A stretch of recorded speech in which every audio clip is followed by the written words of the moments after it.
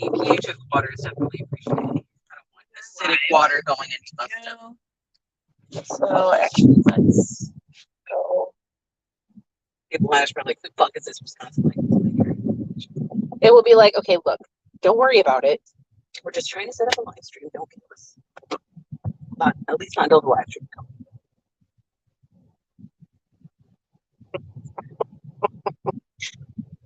Okay. Share. Copy link.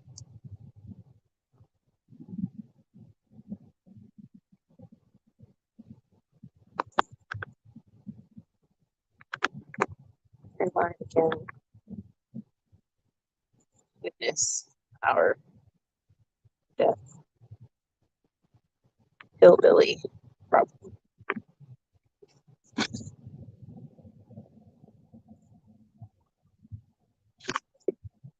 Hashtag LogCon 2022. Tweet. All right, I'm going to close. Oh shit.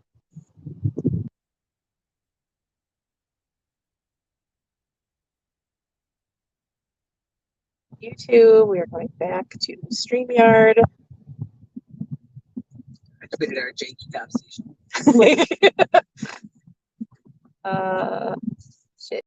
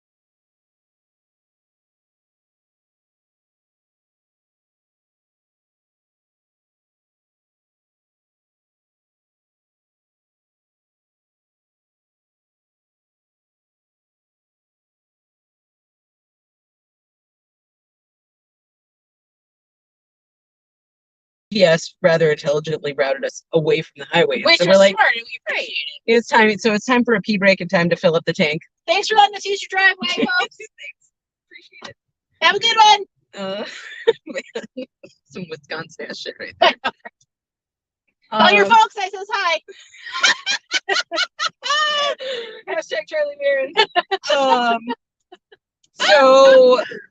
So we stop it. I think we're in Dayton, Indiana. Dayton, Indiana. Not to be confused with Dayton, Ohio. Or any place. Or any other actual place. That is an actual. So, see my most recent tweet, which I don't know if it's actually uploaded yet, because I don't. Who has a cell phone? I'm the- surprised this is even working. Right, to be the perfectly honest. signal out here is patchy. I would think. Patchy like this fucking farmland. Yeah, you know the soybeans, they don't look green at the beginning. You know. No. I think that's also hard true. to do. There's just a lot of Oh, other excuse stuff. me. Oh, wow. Mr. Kentucky, sorry, I'm not going fast enough for you. God, What's the fucking speed limit right here? I Anyway? don't Like there's no visibility. There's no shoulder. That's why it's the no passing. Fucking are you gonna try and tell me there's 55 miles out here? Because I don't believe it. Not in a little town like this, I guess. 45. Then again, hold up. Here's the thing. So there's Dayton Police Department. Check out the video of the Dayton Police Department because it is the jankiest little. So we were like passing, and I just thought it was some random like, traffic. Okay. Oh, these are all the people that have been routed off the highway. routed off the highway. Well, here we go. So, the Dayton Police Department. Well, you went fast for all that, my friend. Just come to a standstill. Yeah. That worked out well for you. looks like some shit that just some garages someone like got like pre-built from Home Depot and just like plopped him inside a fence. Some sad shit. And then there was just the single SUV that was there. We've decided that his name is Barney. Yeah, Barney. There's one cop in Dayton. His name's Barney. He's on the prowl. He left the station. He's out there. Barney's out there. But he's not here specifically. So you better watch your fucking speed, is all I'm saying.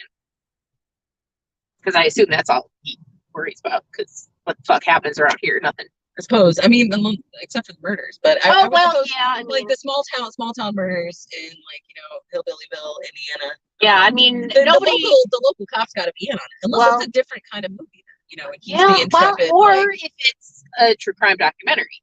This is also true. So because then you've got sort of the intrepid filmmaker who's going through and trying to figure out what went wrong and how the local police fucked everything up. Exactly. It's like an episode of Criminal Minds. Like eventually, you have to like, bring in the FBI. Does that mean Daniel Henney is going to be on the case? Okay, which way? Oh, we're going this way. Yep. Okay. Bye, bitch. That is very wow. Into the shadows. Into the that's where the hillbillies are back there. Oh, man, we're going the other direction. Bye. Yeah, we've seen some weird shit in Dayton. So far. There's a house that like had a ship burned. Yeah, there's a house that was fucking partly burnt. I feel bad for them. That's right. It was like across the street from a mostly like partially disassembled like pickup truck. Yeah. I guess I'm assuming that's a parts car. I don't know. Right. I mean, look, I don't judge. We had a parts car sitting in my house because when before my sister turned 16, she was 14, I think, when they started it. She decided that she wanted to restore a vintage Mustang with my dad so she could drive it when she got her license. And so they found one and they were working on it. And then they found a beat ass one that would not run again for a parts car that was parked out by the barn. And Mom loved it. What was what? The person that just sort of like meandered across into their driveway. Yeah, I don't. With like no turn signal, just nothing. With oncoming traffic and everything. Exactly. And like, they do shit different here in Indiana, I guess. I think the speed limit is 55, man. I'm like, because Waze isn't giving me anything even when you go up to 50. Shit. That's so dangerous. This is a narrow road. This is no shoulder. It's very narrow. It's windy. You got ditches. There's ditches. I mean, shit. If you bitches get you go off the road here, and you're off-roading. Yeah. Yes. Yeah, you're in a fucking farm field. You're in amongst the soybeans. It's like, oops, now you're in the corn, and then the children of the corn come and get you. Right? And then Barney's gonna have to come and solve your murder, and it's gonna be a cold case for 40 years until they can test the DNA. It's like we've all seen the story before. We know how it goes. The speed limit is too high.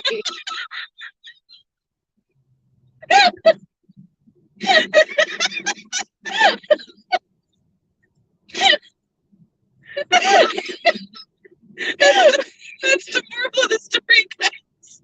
You can't drive 55 in Dayton, man.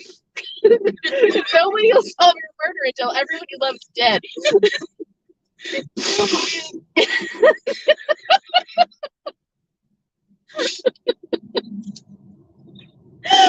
Oh God, this is a good video. I would watch this video. Yeah, I feel that. Oh man, I'm sure our three viewers are enjoying it. Right, don't hit any members. These mailboxes,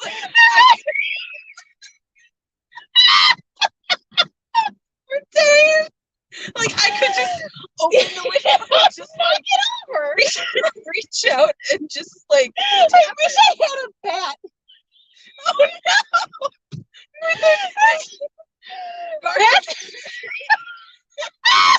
That's how you have fun out in the boonies. You go knock on people's mailboxes. Barney's gonna come for us if we do that, man. He's gonna get the call. He's gonna off-road his way through the corn, man. He's gonna avenge that fucking mailbox. That's the case he's gonna haunt him for the rest of his life. That's the most interesting thing that happened in his career. except for all the unsolved murders. Well, yeah. But I mean, if they're unsolved, they're not that exciting. That's also true. Am I turning left? That's a good question. Yes, you are turning. Excellent. I love those like fucking 45-degree turns, right? I know. It feels like you're backtracking. Yeah, it feels like you're backtracking. It also feels very dangerous. Oh my God. That truck's having a good time trying to manage it. Right? We basically just have to intentionally jackknife. Yeah. No, thank you. I mean, that was very professionally timed. Yeah, right? he Like did a he good got out of the way right in time for another semi. Yep. All right. That's professionalism right there. It is. That's I wonder if the Dayton Police Department video did that uploaded yet. So commentary from S, who I love, says, "Listen, Dayton is a dying city. Let it die with what little honor it has left. Let it have its dignity." I don't even remember what we said about this thing. Well, we said that it was like a shed from Dayton, Indiana right now. Gas for murderous exploitative prices. That's just weird. Turns out Oh, what? The Dayton Police Department. This is some Milwaukee shit, right? Some Milwaukee shit. It's a thing.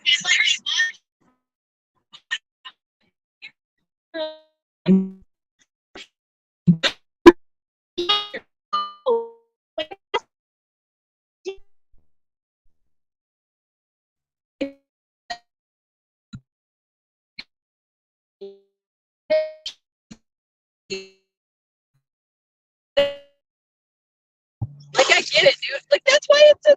I was in the other fucking lane, bro. Oh my God, I hate everybody. Fuck you, Indiana. Like, what's the point of honking when you could just like move over? You can like, just, yeah. shit. Like, I had somebody like chase me down one time. Really? And That's well, they nuts. didn't like chase. Well, they got out of their car when we got the stoplight. It was some weird shit. So, there is around like quitting time. There's a pretty busy road by where I work.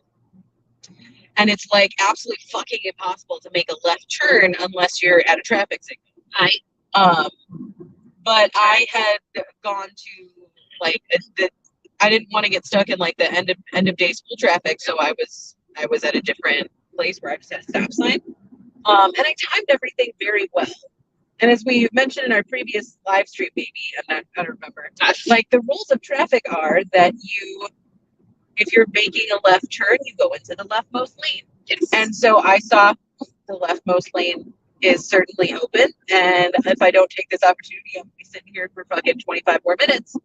And I took my left turn. Now, someone who was in the right lane got their panic pants on and probably thought that I was like going to cut them off or something. And I was like, no, I'm not in that same lane. So we get to the stop lane, maybe like a half mile down the road.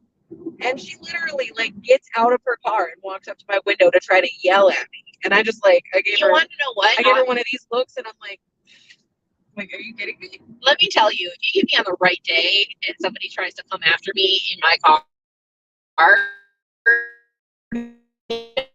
sorry that they exited their vehicle. I tell you what, because man, I just be like, hold on, I can't hear you. Just like open the door, like right in their fucking right there. Say like, oh God, I'm so sorry. I'm so sorry. You probably should have saved your car, you stupid ass. Exactly. All right. Oh, okay. That was mixed. Is that a bait shake? It was mix something or other. I'm trying to like see. This all seems like pretty like picturesque, urban, rural. Yeah, I mean, stuff. You want to know? It took me a long time.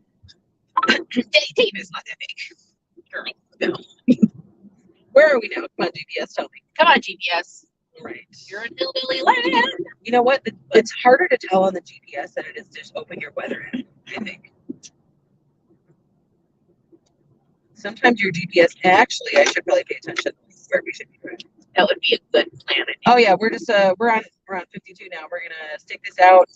We're gonna hit some traffic, probably a couple miles. Yay! Go once we get through that. We just keep going. And here I And was, we're in then Chicago. we're back on 65. Apparently, it's Dayton, Indiana. Still? No.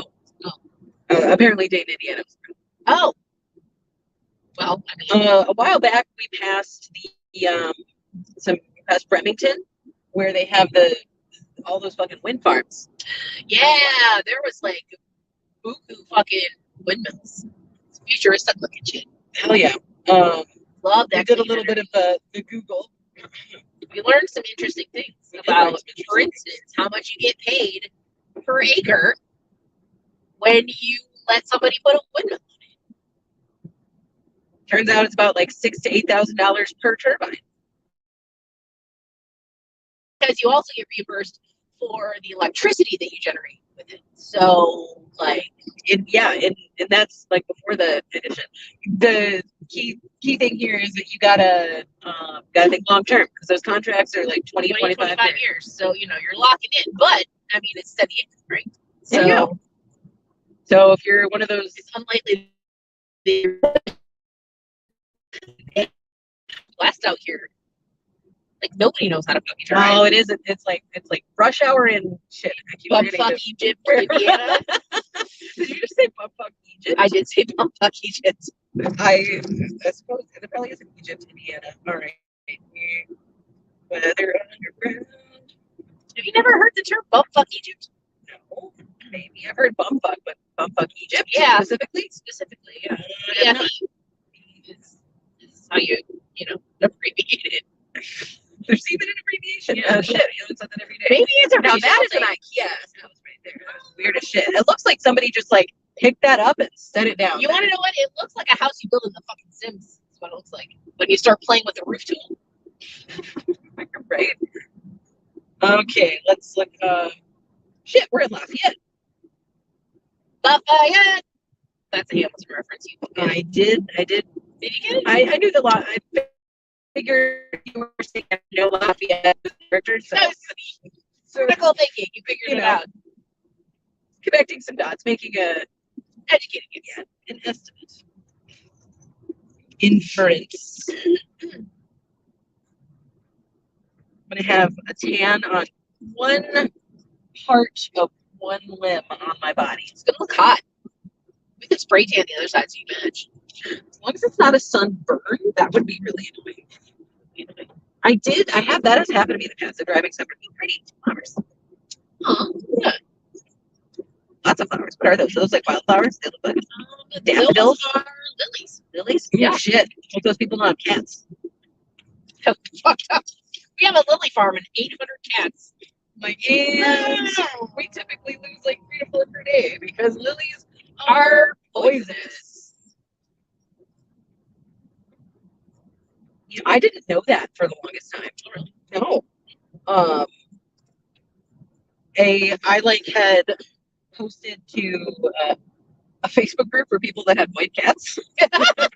Literally, it's fucking white cats rule. That was the name of the Facebook. That is really funny. When I was still using Facebook. Because it's always hilarious when white cats like get into something that they're not supposed to get into, because the stains are very visible on it. And so what ended up happening was Silchas Bruin had gone after some like leftover curry soup. Oh dear. Like, because he's a dumpster diver.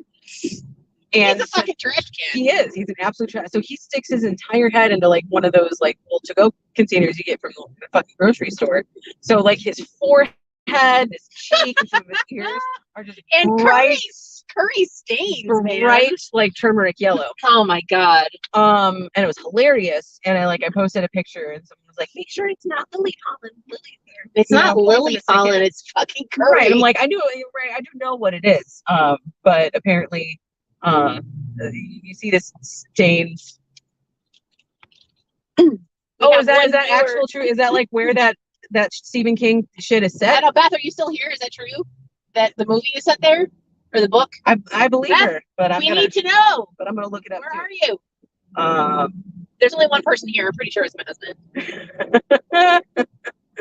Okay, so children.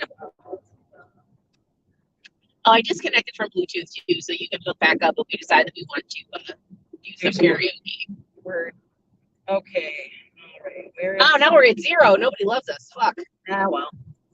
I mean, we maybe we used up like all our hilarity in one thing. I think that we're back to our bullshit. Yeah, we were hard on the funny there for a while, and then just sort of lost We it. made ourselves laugh, and that's what matters. That's what matters. All right, so it is Midwest. I don't know if it's specifically in Indiana. They even grow corn anywhere else on the Midwest? Like, There's a lot of corn in Wisconsin. yeah, we're Midwest. Wait, what? Midwest.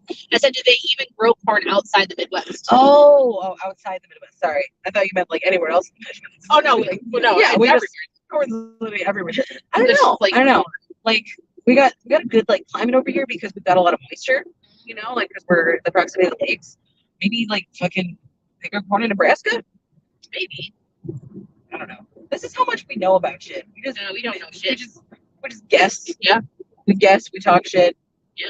We are very good at sounding like we know things. And I mean, we can say anything with authority. Exactly. Like, yeah. Being wrong with confidence. That is that. That roof looks like a fucking like meteor caved in. Yeah, that looks like fucking ruins from Horizon Forbidden West. Shit. Which BT Dubs, great fucking game.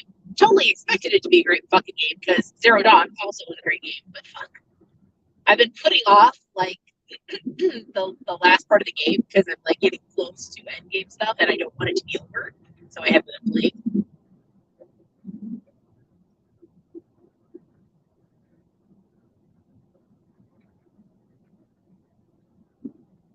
Okay, so Children of the Corn was filmed in Iowa. Oh, okay. Cornick, Iowa. I don't know specifically. Oh, and you know what? We just made a pretty great guess, actually, because apparently the film or like the story itself is set in the fictitious rural town of Gatlin, Nebraska. Oh, so I feel like Nebraska. I feel like Stephen King wouldn't lie to us. He must have at least looked up, like, hey, is there corn in Nebraska? Exactly. Like, it would be irresponsible not to. You know? It's like, Nebraska's so flat, you know? Nebraska is bullshit. Like, there's... I remember my 7th grade civics teacher, Mr. O'Brien. His wife was from Nebraska, and he talked shit about Nebraska all the time. It was extremely funny. Apparently, it's a very boring state. No, the only thing that I remember about Nebraska, other than like, you know, the fucking capital, is that in like a description of the 50 states that I got sometime in elementary school, of just like stuff that you could like fun facts about them, they said that Nebraska is completely flat and that you could roller skate through it. That was how they described it, and that was it. And that's the only thing I recall about Nebraska. Oh, hey, we're passing at Ken's Dressings. I was just thinking salad dressing. Ken's Dressings are the best. They're pretty good. I like how simple the labels on the Ken's Dressing. I enjoy that they're simple. I enjoy that they found something that works and they haven't deviated from it. I enjoy the shape of the bottle. Right, that's sort of like triangle. Yeah, it's a little triangle kind of thing. And the dressings are just good. They're good dressings. They taste good. I've got this like French. I don't know because they fucking have some place to be. Well, we're gonna do some driving up here. Like to another shitty place in Indiana. Right. God is good all the time. Colfax Wesleyan Church. Colfax Wesleyan Church. I'm not gonna talk. I feel like there's something profoundly like about churches that are just like slap dab, like nothing about corn country. Yeah. It just there's no way for that to not be creepy. Because BT Dubs and some trees. Bingo thing, it's a God sign. Bingo. Well, you know, we saw a God sign earlier, and I don't remember if we were streaming that. We also saw a sign where if it was dragging Trump or if it was dragging. We didn't really drag Trump by proxy. The message didn't really come through. It said, no fence, no jobs, just drugs and crime. And I'm like, I mean, if you're saying that about Trump, you're correct. Well, what I'm thinking is that it's racist. It's a racist sign that says if we do not have a fence at the Mexican border, then the Mexicans will all come take our jobs, so we'll have no jobs, and they will also bring their drugs and their crime with them, because apparently they're all drug criminals and not just people with families. Oh, I get it now. I get it. They're people who don't have any jobs or something, maybe. I don't know. But yeah, you're probably right. Yeah, it's probably someone trying to make a racist sign. But it's so confusing and convoluted. Like, I feel like that just perfectly fits the logic of so many like right-wing people. Like, they thought was a fantastic bird. I bet they thought that was a fucking bird. Right. I bet they were very proud of themselves. And then they took a picture and like shared it with all their friends and probably got like, yeah, like fucking like, buy you a 30 pack or something. I don't know. Yeah, 30 pack of Natty Light. I feel like there's a particular one of my friends yesterday in a game that I play. We're in Boone County. Boone County. All right, we're gonna want to take a right turn the next time that there is a right turn to be taken.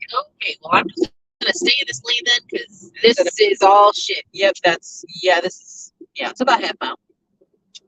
That ain't so bad. There's a ramshackle ass shed back there. Ramshackle ass fuck. Ramshackle's a good word. It's a great word. Should we sing? What are you about to say? I don't know. Hook up to the Bluetooth and let's sing something. All right, I'll turn the Bluetooth back. Sugar Creek Road. All right, let's try to like sing, and I'll attempt to not forget that we're navigating and that we don't know where we're going, and we can't just drive in a straight line. Right. Yep, Okay. right here. And then you're gonna hang out there for quite some time. Yeah, I think it rerouted us because of like some weird traffic and shit. Well, you want to know what? At least we're probably gonna die out here. So. At least we just filled up. Yeah. That's true. The gas tank is full, so we know that we won't run out of gas and get eaten by hillbillies. So we got that going for us, which is nice.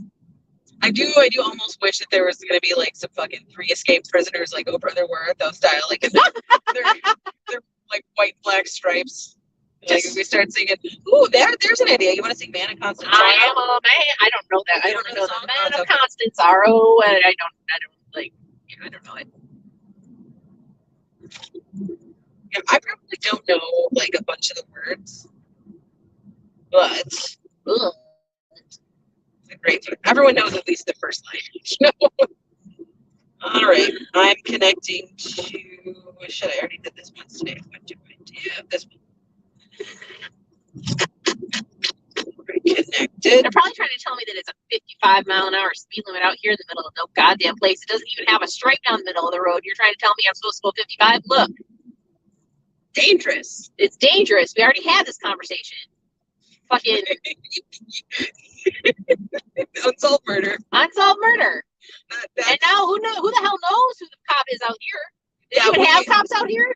Wait, is that an animal? Where's he? No, it's a donkey. It's a donkey and an alpaca. An alpaca. Oh, yes, that's awesome. Yeah. All right. Fuck yeah. I approve this. Yes, they know what's up. There we go. Have you ever seen? That is where we run for safety. Yes, the alpaca will protect us. Have you ever watched Useless Farm on TikTok? No, I mean I don't do TikTok. Okay, I have not. It's this woman she's Canadian and she has this farm with all these different animals. She has like 4 different alpacas. Just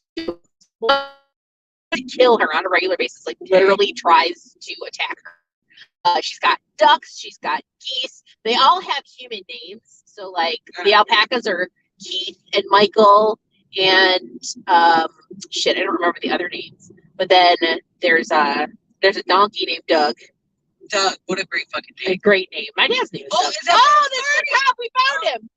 No, the sheriff. That's the county sheriff. I don't know if that counts. I don't know if that's a speed trap or if that dude's just like. I think he's just at home. At home. I think he's just at home. Okay, so wasn't. Are we still in the same county as before? Probably.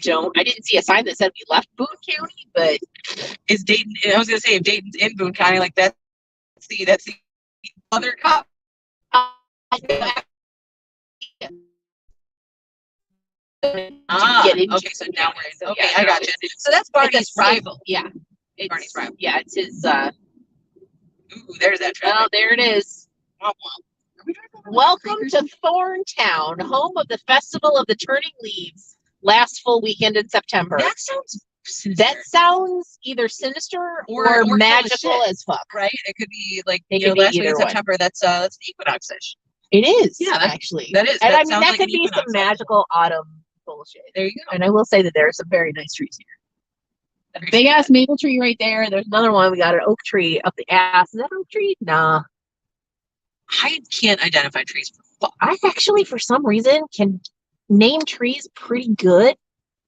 I don't know why. Like, I know a lot of tree names, observed, but I don't know what they look like. I absorbed it from my dad. I don't know what a larch tree looks like. I can identify a birch because it's usually pretty obvious. Yeah. A willow tree, also obvious. Maples because of the leaves. In Canada. That's dogwoods. I love dogwoods. And Osage orange trees. I do know those. There's a very particular shape to the branches and the bark and see, that's impressive. I don't think I would know an orange tree if it hit me in the head. So Osage orange, they're usually pretty obvious because they drop these big ass green covered knobbly thingies. It's not actually edible fruit and shit. But the wood is really cool. Look, like a little. That's either a very short willow tree or it got cut the fuck in half. No, that's not a willow tree. What is that's some other? I don't know what that kind of tree is, but I've seen it before. They're always droopy. I bet Google they look sad. It's like the Eeyore of trees, just depressed as shit. Oh, that was blurry and weird. Son of a bitch. Oh, well. You had one job. I'm sorry. Oh, fucking this is us. We're trying to identify trees as we crawl through Thorntown. Yeah, in this neighborhood here. That's a nice porch. I'm jealous of that porch. Nice porch. I want a porch like that. See, I live on the second floor of a house. Schools, letter grade A, 3 years proud. I'm sure that they've got just an A+ school system out here. She said, with tongue firmly planted in cheek. Oh man. Oh, I found the dead people. I saw some cemetery out of the way a while back too. Mm. Oh, that's an old ass ones. That reminds me of this trip that we took. Oh shit, yeah, man. I would on the way home we're gonna have to stop it. Yeah, do some rubbings. So I was a gifted kid and was part of a gifted kid program. And one of the things that we did was we were learning about sort of I guess archaeological stuff. And so we learned how to take rubbings where on a, let's say a sandstone tombstone where it's worn down and you can't see it, what's on it, how to take a piece of paper and in a crayon or chalk or something and do a rubbing. Street now with the traffic if you want. We're all going to the same place or you keep going straight. You want to know what? Let's stay in the parade of fucking foreigners to this lovely burg. Okay. On the fence, an American flag, and then an American flag that looks a little bit shredded, and a silhouette cutout of Bigfoot. Did you get a picture? And it has a Pledge of Allegiance on it. It does indeed have. Oh my goodness! The people on the one that's all shredded up. This weird patriotism gets very weird sometimes. It gets really weird, right? There's a line I feel like that you cross in your patriotism that feels unique to Americans. Yeah. It goes from patriotism to nationalism, which is a problem. Place has little hexagonal windows. Oh, I like those. What is this little thing? That looks like the caboose of a truck. It looks like a food truck, actually. It does. But it has the lion symbol on it, so apparently the lions have something to do with that. Maybe this is just a little park place. People rent that and they can cook in there. That makes sense. That seems like something the lions would do. That's probably a park the lions keep up or something. That's right. Oh yeah, that's true. Lions Club. Ooh, hammocks. Ooh, look at they've got an ape pagoda up there. Okay, so I know it's called a pergola. So the little arch things or whatever that you can put over your deck. I know that it's called a pergola, but my sister has one or had one in her old house, and for some reason I could never think of the word pergola, and I kept calling it a pagoda. So now now we call it an Abe pagoda, after Abe Pagoda. And I asked my dad to help me build an Abe pagoda at my house. Nice. Okay, I guess I'm turning left. We are turning left on Main Street. I mean, there are parts of this town that are picturesque, but then there's the Dollar General, which is less picturesque. That's got an old. That's like the old school Dollar General sign too. It's the Dollar General time forgot. Like from a marketing perspective, I don't understand who thought that was a good idea because it's not like it's attractive. Like what? This is what's going to look great. Let's take corrugated metal, paint it black, put it on the side of the building, and then put this building.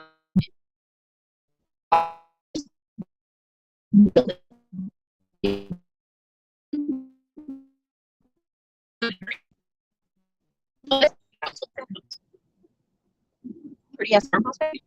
Yeah, brick and channel, little pillars and stuff. Yeah, looks nice. Oh yeah, 4 people watching. Hello, everyone. What's up, folks? What's up? We're finally moving. We're finally. Well, sort of. We're going 43 miles an hour. But it's better than a sharp stick in the eye. So I guess we are going to, when we get to 52 up ahead, we are going to be turning right. Okay. So we're still in Cornland. Yeah, we're in the middle of no goddamn place out here. If we don't return, avenge our deaths. I did share my location with my husband on Google. Yeah, at least last live stream going. I'll hide it on my boobs. Boot pocket. Boot pocket. Everyone's gonna get nice up close and personal with the inside of her shirt. Titties. Oh man.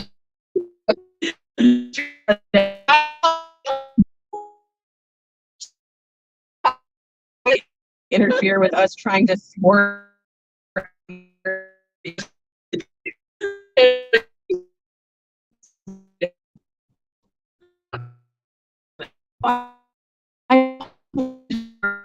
These little copses of trees. Yeah. Yeah. Like, is this just like 100%, dude? We should go do that sometime. Dense. That's all. It feels like what that is, Yeah.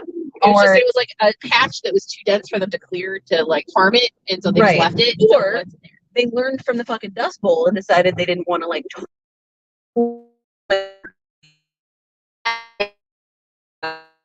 We don't need another Dust Bowl situation. I think that would be unfortunate. Like, we got to keep some of these trees around. Yeah. Give those nice root systems. Yes. Hang on. Yeah, I have no idea. I bet if I Googled, I would have an answer to that question. Why are there like tiny forests in the middle of farms? But why would Barney's up ahead, I think. Yeah. Barney's cool. Golly. A traffic light, huh, Barn? Oh boy. 52, we're turning right. Yes. We are turning right. I guess we're turning right here. The fuck is going on out here, y'all? It's a disaster. It's a disaster. What? Why? There's not even anything happening. Why did you anything happen that we don't know about? Oh my god. We are whoa, look at all the tractors. Oh wow. We are like old ass tractors everywhere and then like a nice shiny Ford. The road has gotten even narrower. Yep. And the corn is closer. The corn is way closer. It feels like we're being herded. It does feel like we're being herded in a specific direction so that we can be trapped and murdered. It's just we never should have stopped in Dayton. We never should have stopped in Dayton. We should have taken our chances with the standstill traffic.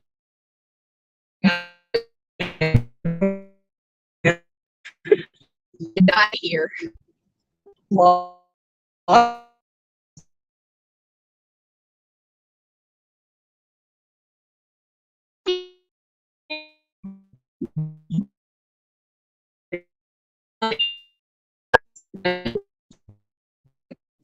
the highlight of Indiana has been the singular donkey and alpaca.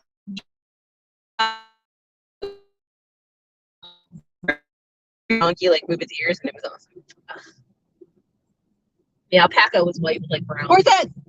Hi. It made her take her eyes off the road. Look, if you came here for like safe driving and you're in the wrong life. We're over. Safe driving is done. Right. We've been through that part of the trip and we're done with that right part now. So Now we're in the driving through the wilderness trying not to get killed. Right. Part of the trip. We're going to turn on Hazel Rig Road, but we're currently, anyone who's ever lived in farm country or like, just kind of like ends up there for whatever reason, that a lot of these long ass roads do not have names. They got numbers. Yep. We Or are letters, depending on, they got to tell you what direction it's going. Yes. But even the little ones, like, we 500. like,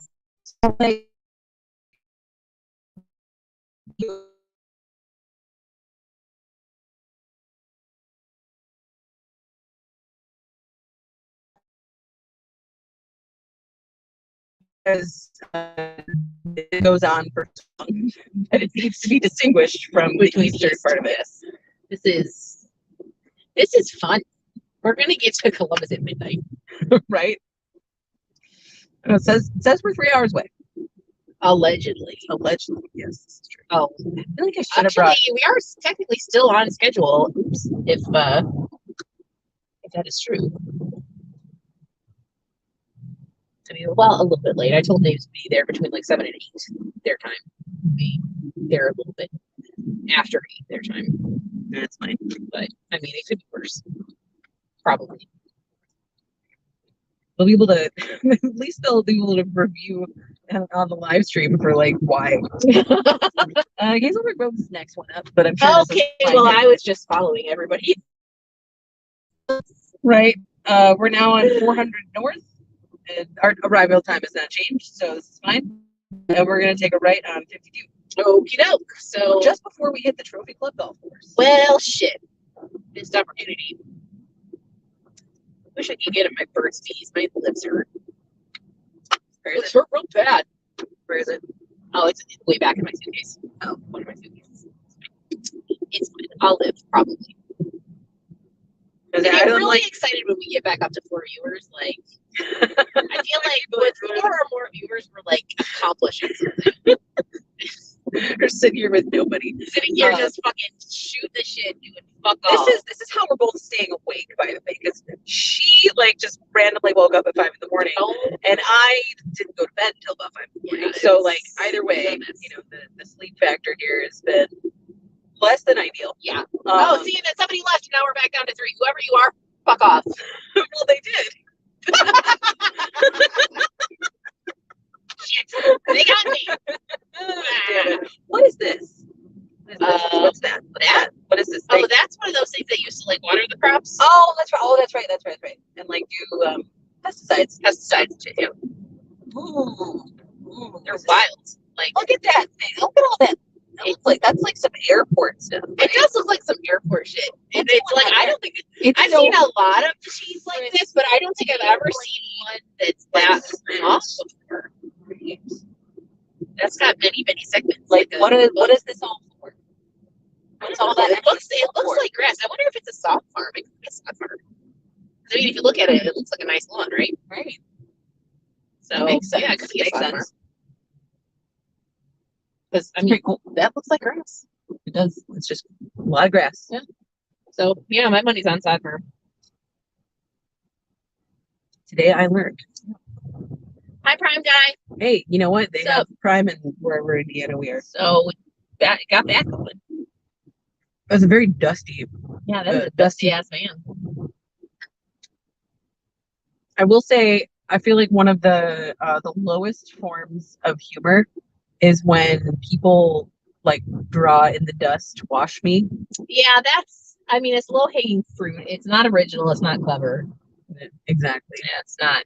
You're not accomplishing anything with that. At my house, I park. We don't have a garage, so I park like in our carport. Well, not our carport, but like in our Hi, Danielle, driveway. and hi, Laura. I was just saying hi. Sorry. Oh, she says there's an old military airport out there. Oh, Not that's sure cool. if that's what we're I want to about go here. find it. Right? If this were a genuine road trip, and we didn't have like a destination, like kind sorry, of a timeline. We'll see you later. Ooh, this person like lives inside one of these little woods. Yeah, that's wood very things. nice and isolated. Probably cuts down on road noise. Let me tell you, I love our house, but it is pretty close to the belt line. The road noise is significant. Which, like, you get to a point where you don't really notice it anymore. Just part of but like part of the vibe. Yeah, well, and I mean, a lot of times at this point, we've been there for a little over 6 months, I guess. And like even now already, if I walk outside with the dogs, like sometimes I don't even notice the road noise. It's like when the semis hit the Jake brake is when it really gets nasty. But, we're hoping that at some point they'll like build one of those walls, like those tall walls that they put by freeways to cut down on noise. That would be nice. And then they get all the ivy and shit like covering them. Yeah. It looks cool. Make it look nice. When I first moved up to Milwaukee, I lived in the River West neighborhood. Very cool part of the city, but it also is a little sketchy. Is it still a little sketchy, or is it better now? It's still the River West is this sort of combination of like we have 5 now. Hipster-y, you know, because it's got they're trying to gentrify it with mixed results. Right. It's like the attempt to gentrify was made such that there is stuff in River West that like appeals to a certain kind of resident. Yes. But at the same time, it's still Milwaukee. And I feel like, unlike certain other cities, it's very difficult to quite determine when you've gone from like, this is a part of the city that is generally probably like safe, and then like this is a part of the city that's generally kind of sketch. Like it changes on a fucking dime. It does. It honestly, it moves pretty consistently. It's very strange because Milwaukee is like one of the most segregated cities in the country. It is the most segregated city in the country. We did it, guys. We did it! Yay! On Wisconsin.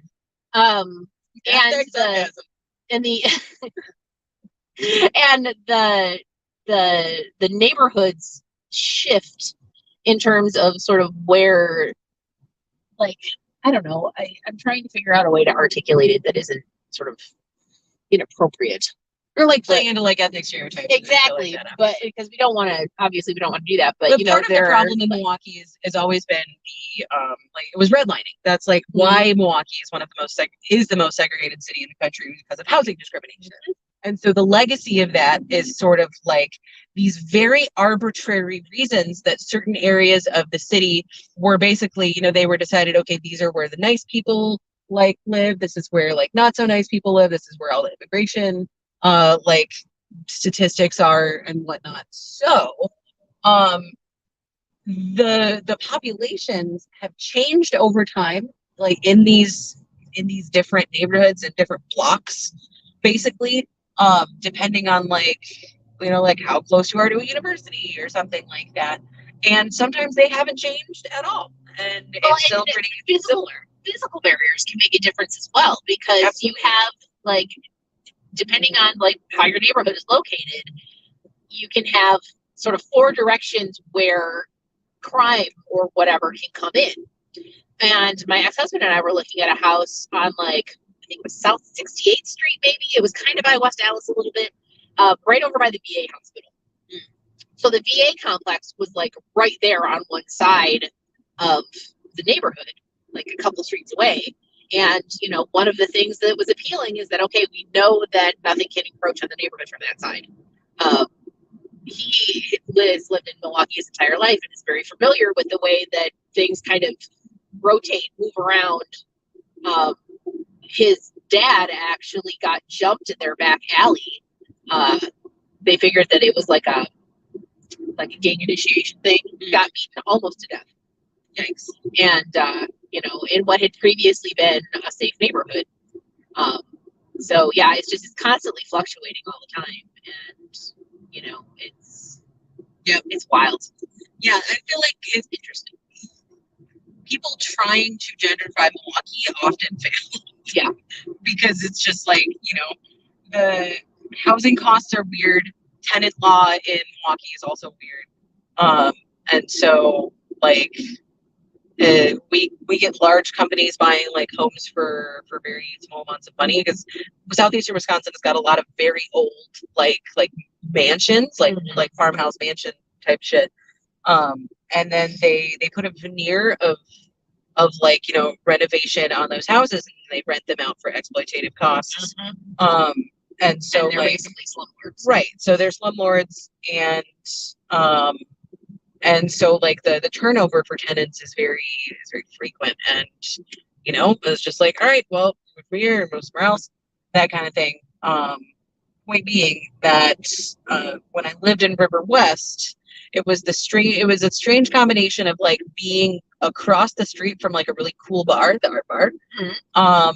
And like if I failed to lock my car, it would be robbed immediately. Like I would the next day, like I would wake up, and be like, all right, all the shit that I had in my car is gone. Yeah, it's wild.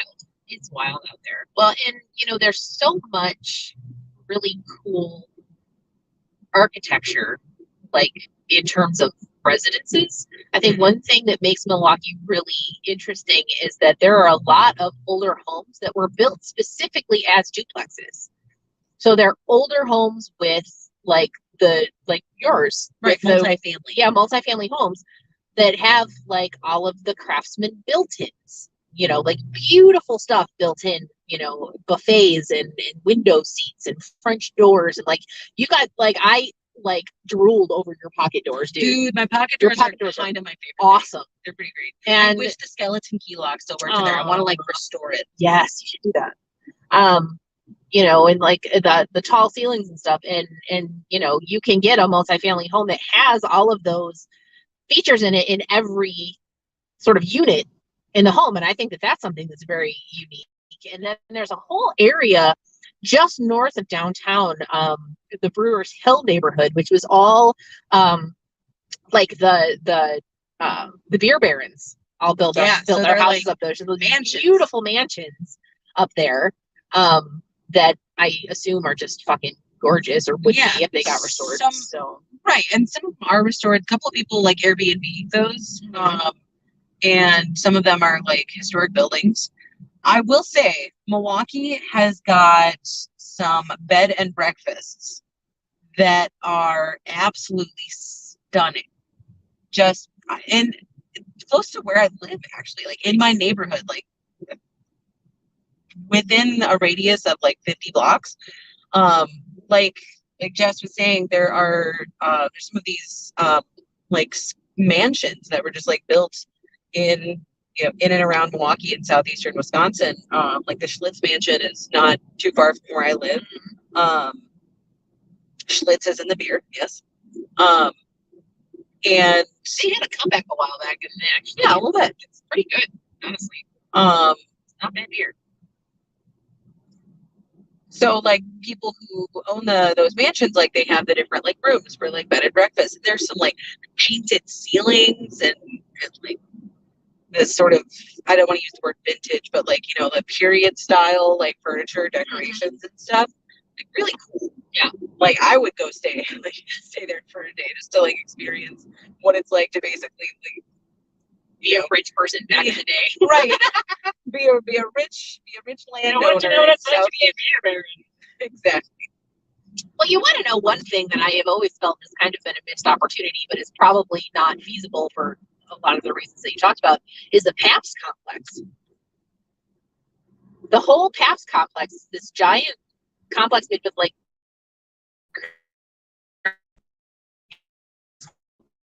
there have been, planned. I don't know that they were ever executed to sort of, make condos and, retail space and stuff there. And nothing has ever come to fruition. And it's just a shame that it's all shut down. And, they're not doing anything with this really cool vintage space. Not vintage, but historic space. Sure. It's called historical space. Because it's not like Pabst isn't a big deal. It's Milwaukee is a very interesting city. Yeah, like Milwaukee has got a lot of problems. Mm-hmm. It's also got a lot of people that fight really hard. Yep. To make it a better place. Well, and you want to know, my ex-husband's wife is one of those people. She works for some kind of housing organization. So, like, that's badass. She feels very passionately about the city as well, and that's the work that she does, which I think is extremely cool. There are a lot of people hard to fight for the city, and I think that's nice. Yeah, I also just I like living in Milwaukee because I'm like like we talked about before, where I want to live in a place where I have access to good hospitals and Wi-Fi. Um, but I would also like to have access to like nature and things that are like pretty and enjoyable and not just like, concrete jungle. Yes. Not that like Chicago doesn't have plenty of like awesome parks, and other like big cities have got those spaces in them. But Milwaukee is small enough that we're actually in proximity to like, straight up like forests. I mean, in Milwaukee, like basically downtown, we've got a river walk. So like River West is a neighborhood, and then not far from it, like where I'm trying to think of like bingo abortion. There we go. Billboard, abortion billboard, another bingo for us. We should have actually made a bingo card. Should we get a bingo card next time? Yeah, drive home. So forests, right? I can't remember like what the actual name of the neighborhood is, but it's like by like Riverside. I think it's like by like Riverside High School in Milwaukee, like probably like Oakland Heroes, Oakland Olympics, that whole thing right by the river.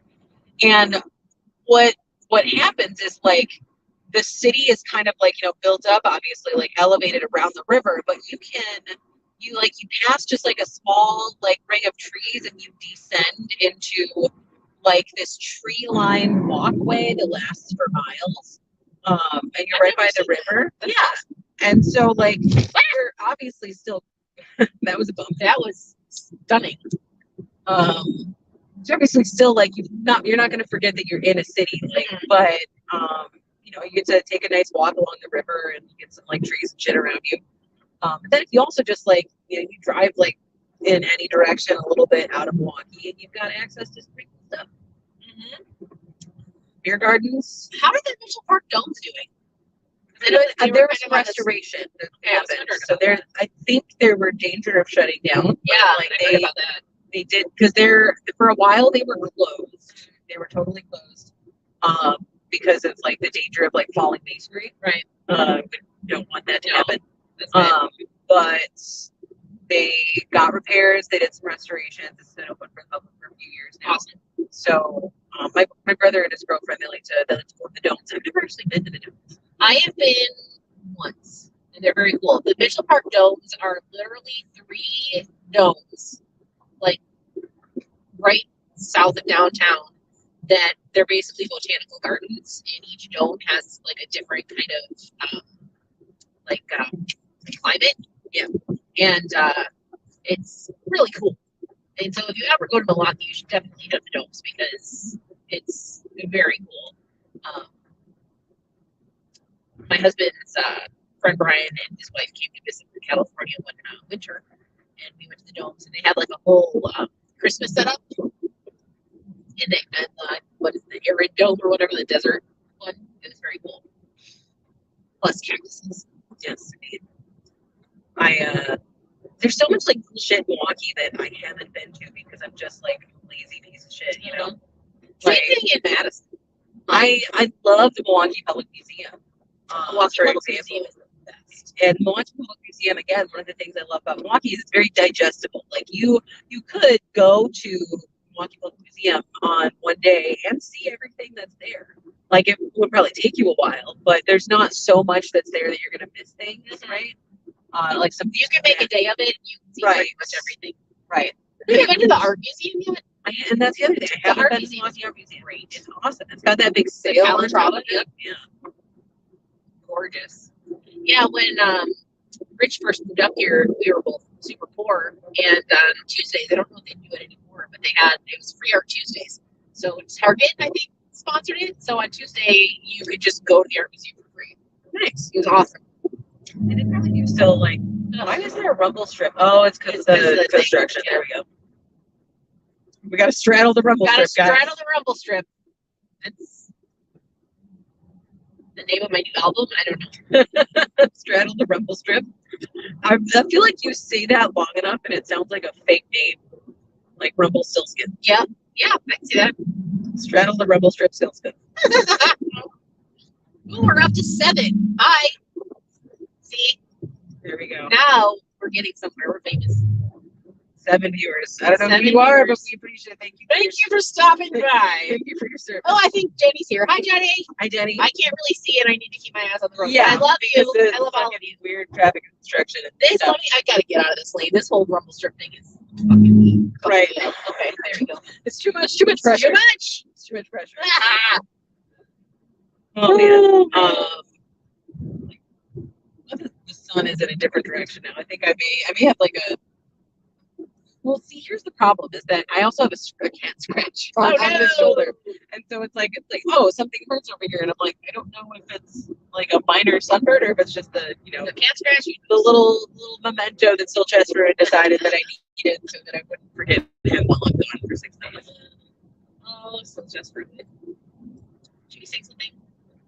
Oh, that's right. I was gonna look it up, and then Spotify was like, I'm not gonna. I-65 closed downtown and I-70 North split. Louisville use 465 South. Indiana, why can't you just keep your fucking freeways like open? Is the question I'm asking right now. Everyone knows the very first line.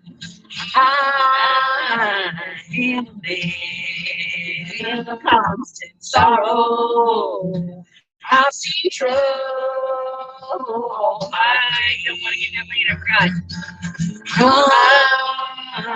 I've been farewell to old Kentucky. I was born and raised. You just do the callback. You repeat it. The place where he was born and raised. You just take the last line, so you get the solo.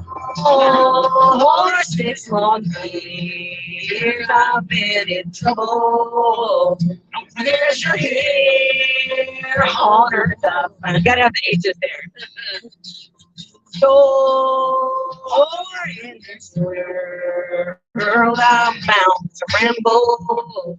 I have no friends to help him now. So he has no friends. He has no friends to help him now.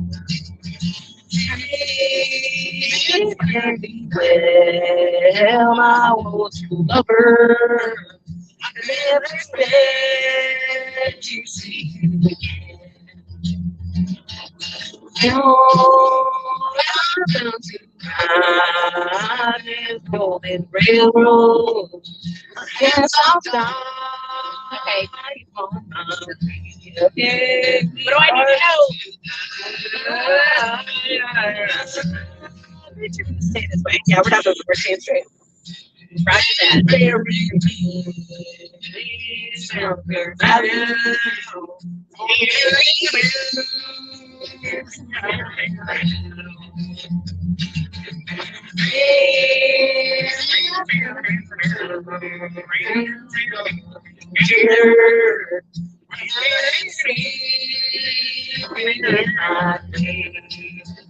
Wow.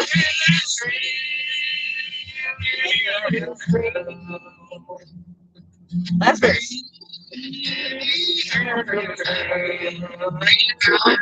Stranger. I used to know these words really well.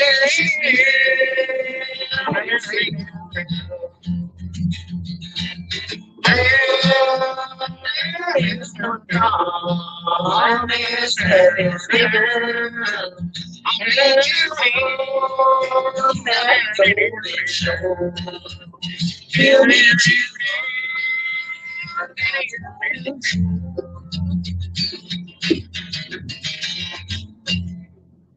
Yay! That's a good song. I like that.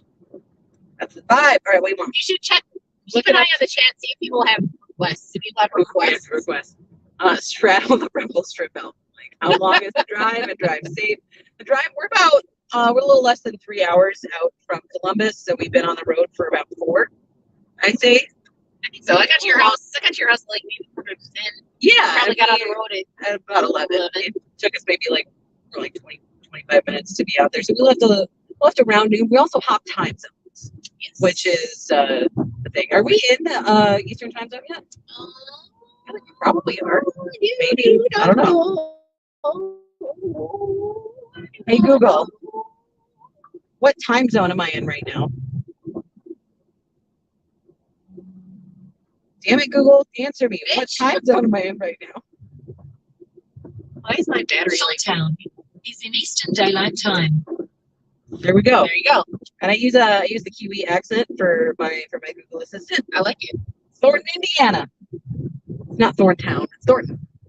Okay. I knew you wanted some Like I give a shit. Celine Dion. Hold on. There is a song. Like her well, there's the murder band. Oh, the murder band has changed. Oh my God! Of course, it's the murder band. We caught up with the murder band. I honestly do not trust what you this. No. Yeah, no. Ooh, I love John Denver. I don't know if I'll know the song, but I love John Denver. Hold up. Like my favorite. You know what? Show. I don't actually know the words to this song, but I fucking love it anyway. What is it? Hold up, give it a second. Here we go. Well, life on the farm is kind of laid back, ain't much an old country boy like the ain't hack. It's early to rise, early in the sun. Thank God I'm a country boy. There we go, that one. With a simple kind of life. I'm totally gonna cheat and look up the. Working on the farm. My days are all filled with an easy country charm. Thank God I'm a country boy. I only know that part. That's fine. God, there's so many words in here. I ain't nothing but a funny riddle. Thank God I'm a country boy. When the work's all done and the sun's setting low, pull out my fiddle and I'm bouncing up the door. I get the hard sweet, so I keep it kind of low. Thank God I'm a country boy. I play Sally couldn't all be. My wife would make it very good, so I fiddle in her hand and I work when I should. Thank God I'm a country boy. It's the only part we know.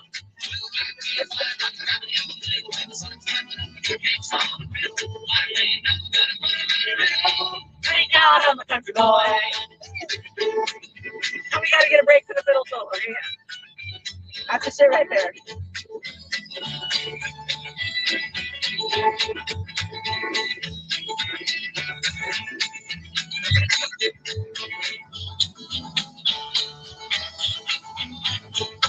Well, I wouldn't tell you like I'm telling you, I never was one of them money hungry fools. When I have a fiddle and a pocket and tools, thank God I'm a country boy.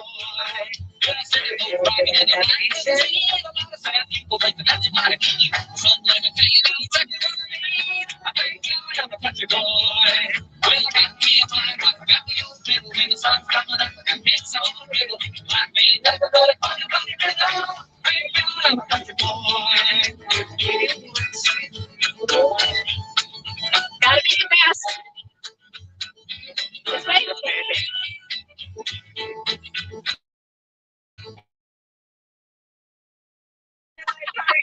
I was trying to predict which way this went, and then it was this one. We're okay. We live. We laughed. People behind us are probably like, "Fuck these weirdos from Wisconsin," but no, you gotta be that person sometimes. And today I was us.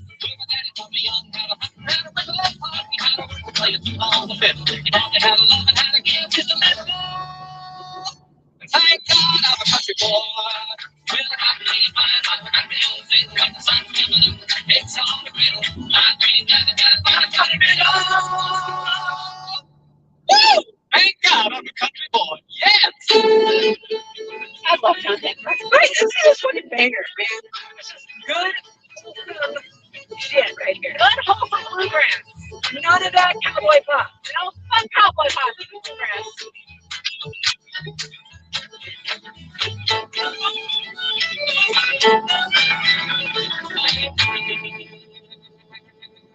Yeah, some of my favorite episodes of the show were when John Denver was on.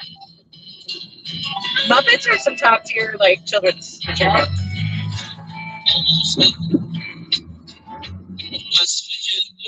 Oh, yeah. Does this feel like a weird version to you? I know what big Is this a live version, maybe? Okay, I picked the one. All right, I'm gonna go back to the first one. Okay, add more plays. All right, post one.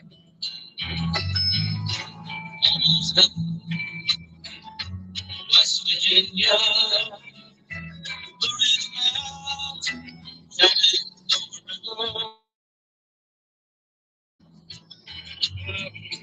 back to the new. All right, we're sticking this one out. So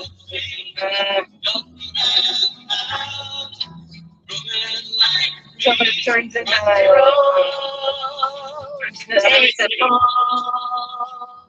to the place I belong, West Virginia, Mountain Mama, take me home, country road.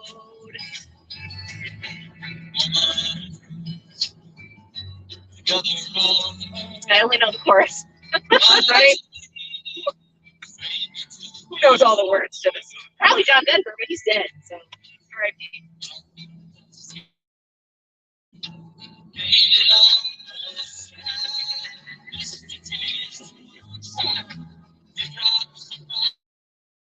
country road, take me home to the place I belong, West Virginia, Mountain Mama, take me home, country road.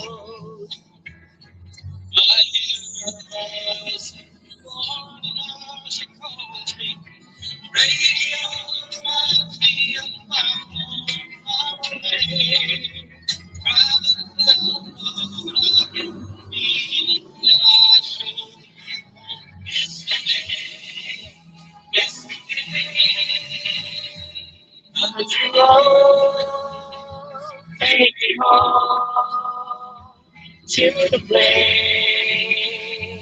I belong, West Virginia, Mountain Mama, take me home, country road, take me home to the place I belong, West Virginia, Mountain Mama, take me home, country road, take me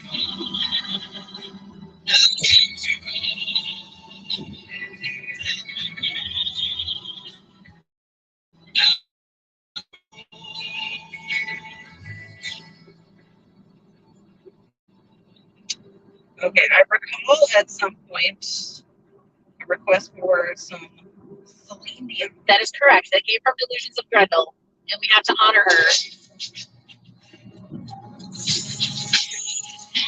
I don't know a lot of different Celine Dion songs, but I do know this one.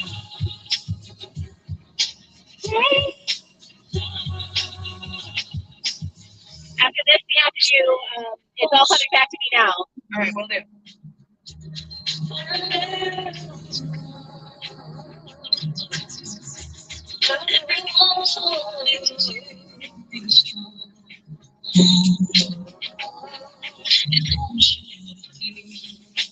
We're taking 70. Yes, that's our eventual. I think it like kind of curves off to the left, and that's where we will be.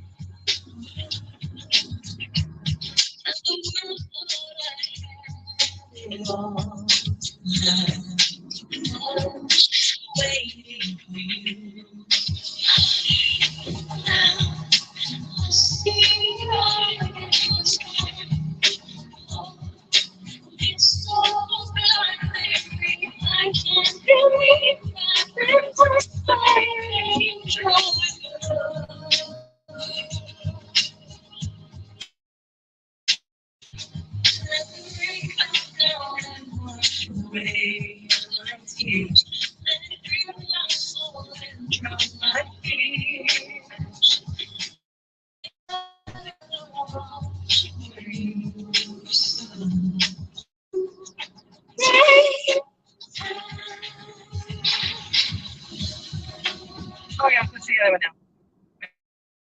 Pretty much just stays there at that point. Dion, Leslie's. Okay. Let's say it again. It's All Coming Back to Me.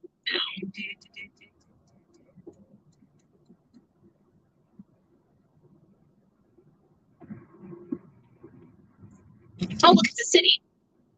Oh, a city with tall buildings. That building looks like a taser. It does, doesn't it? I don't know where this is Indianapolis. I think there is a building there that looks like a taser. You heard it here first, folks. Indeed. And there we go. Yes, this is fucking Celine Dion shit. Very dramatic. Oh yeah. You can tell by the strings that the key changes.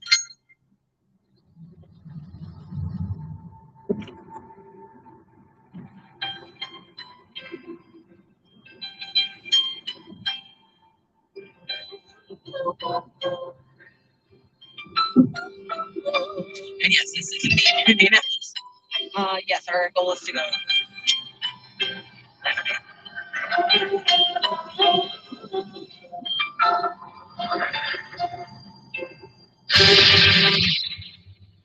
Ooh, a string There were kit. nights when the wind was so cold.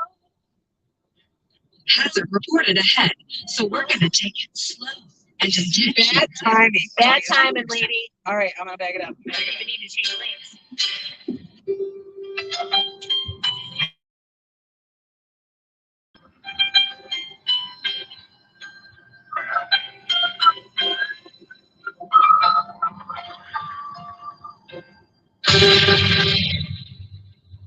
There were nights when the wind was so cold. Just listen to it right outside the window. There were days when the sun was so cool. Hazard reported ahead. Oh my. First of all, I'm switching to the 90s pop star. Yeah, that's too much. Right. I didn't cry in the instant that she left, and I can't remember where or how. I banished every memory you and I had ever made.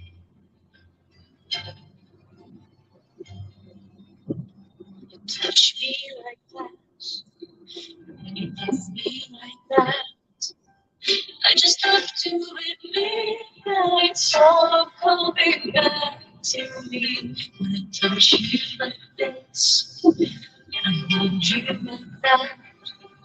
It's hard to believe that it's all coming back to me. It's all coming back, it's all coming back to me now. There were moments so cold and there were flashes of light. There were things I'd never do again, but then they always seemed right. There were nights of endless pleasure. You were starting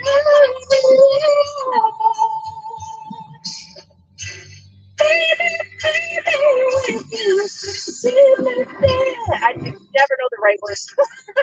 You know what? Same. Let's be honest. know that it's all coming back to me. Me like that. Oh, and it's all coming back to me. It's hard to resist, but it's all coming back to me. I can barely recall, but it's all coming back to me now.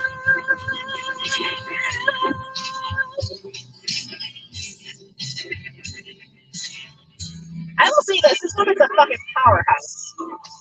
Oh yeah, she is.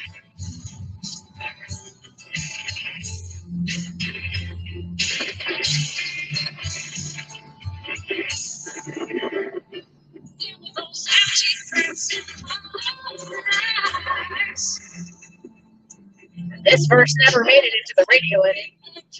Is it just, let's see, how long is this song? It is 7.5 minutes long. So let's skip to the next thing. I did see a request for some Dolly Parton. Oh, hell yeah.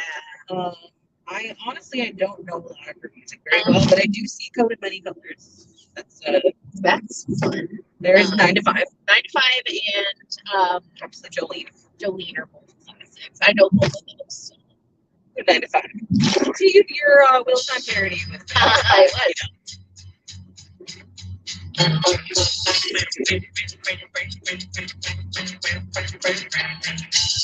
Better stumbled in the kitchen, hold myself to my foundation, got distractions, try to come to life.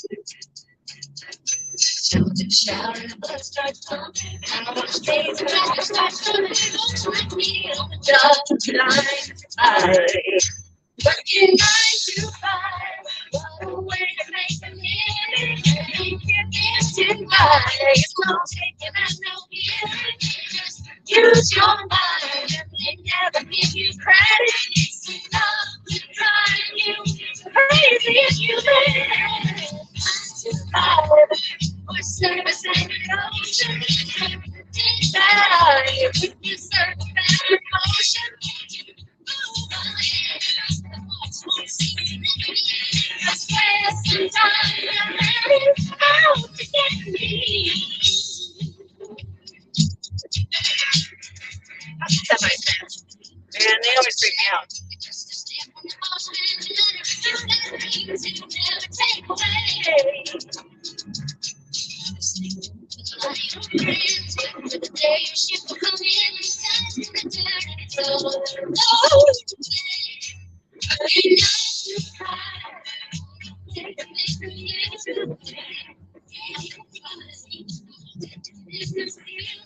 don't hear what that was, but I'm sure it was great.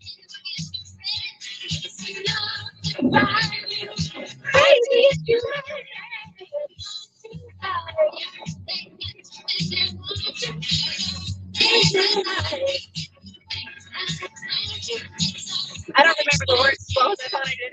I mean, there are a lot of them.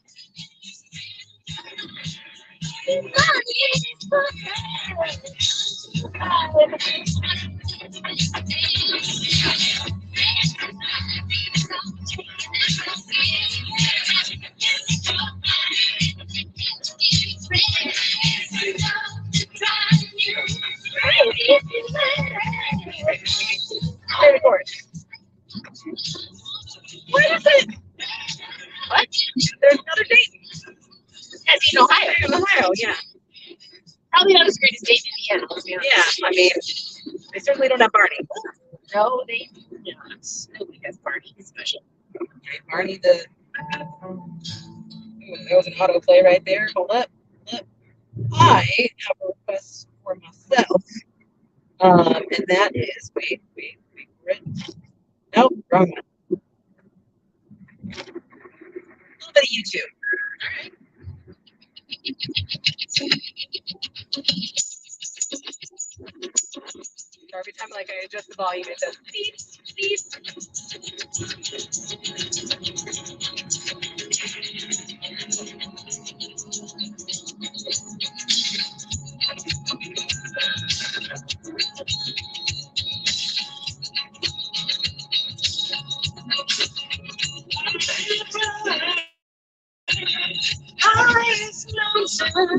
I have run through the fields only to be with you.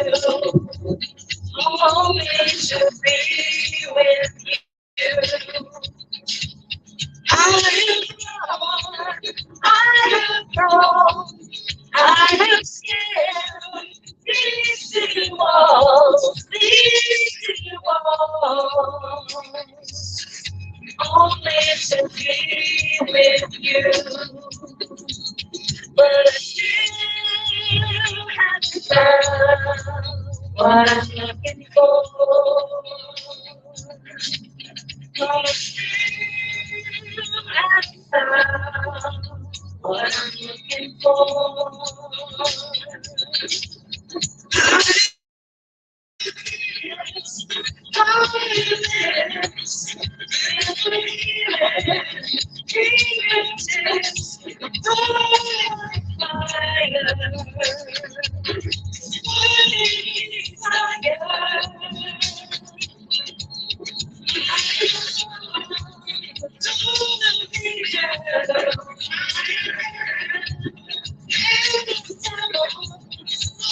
I don't even know the words of the part. It's like, whatever. You can understand it anyway.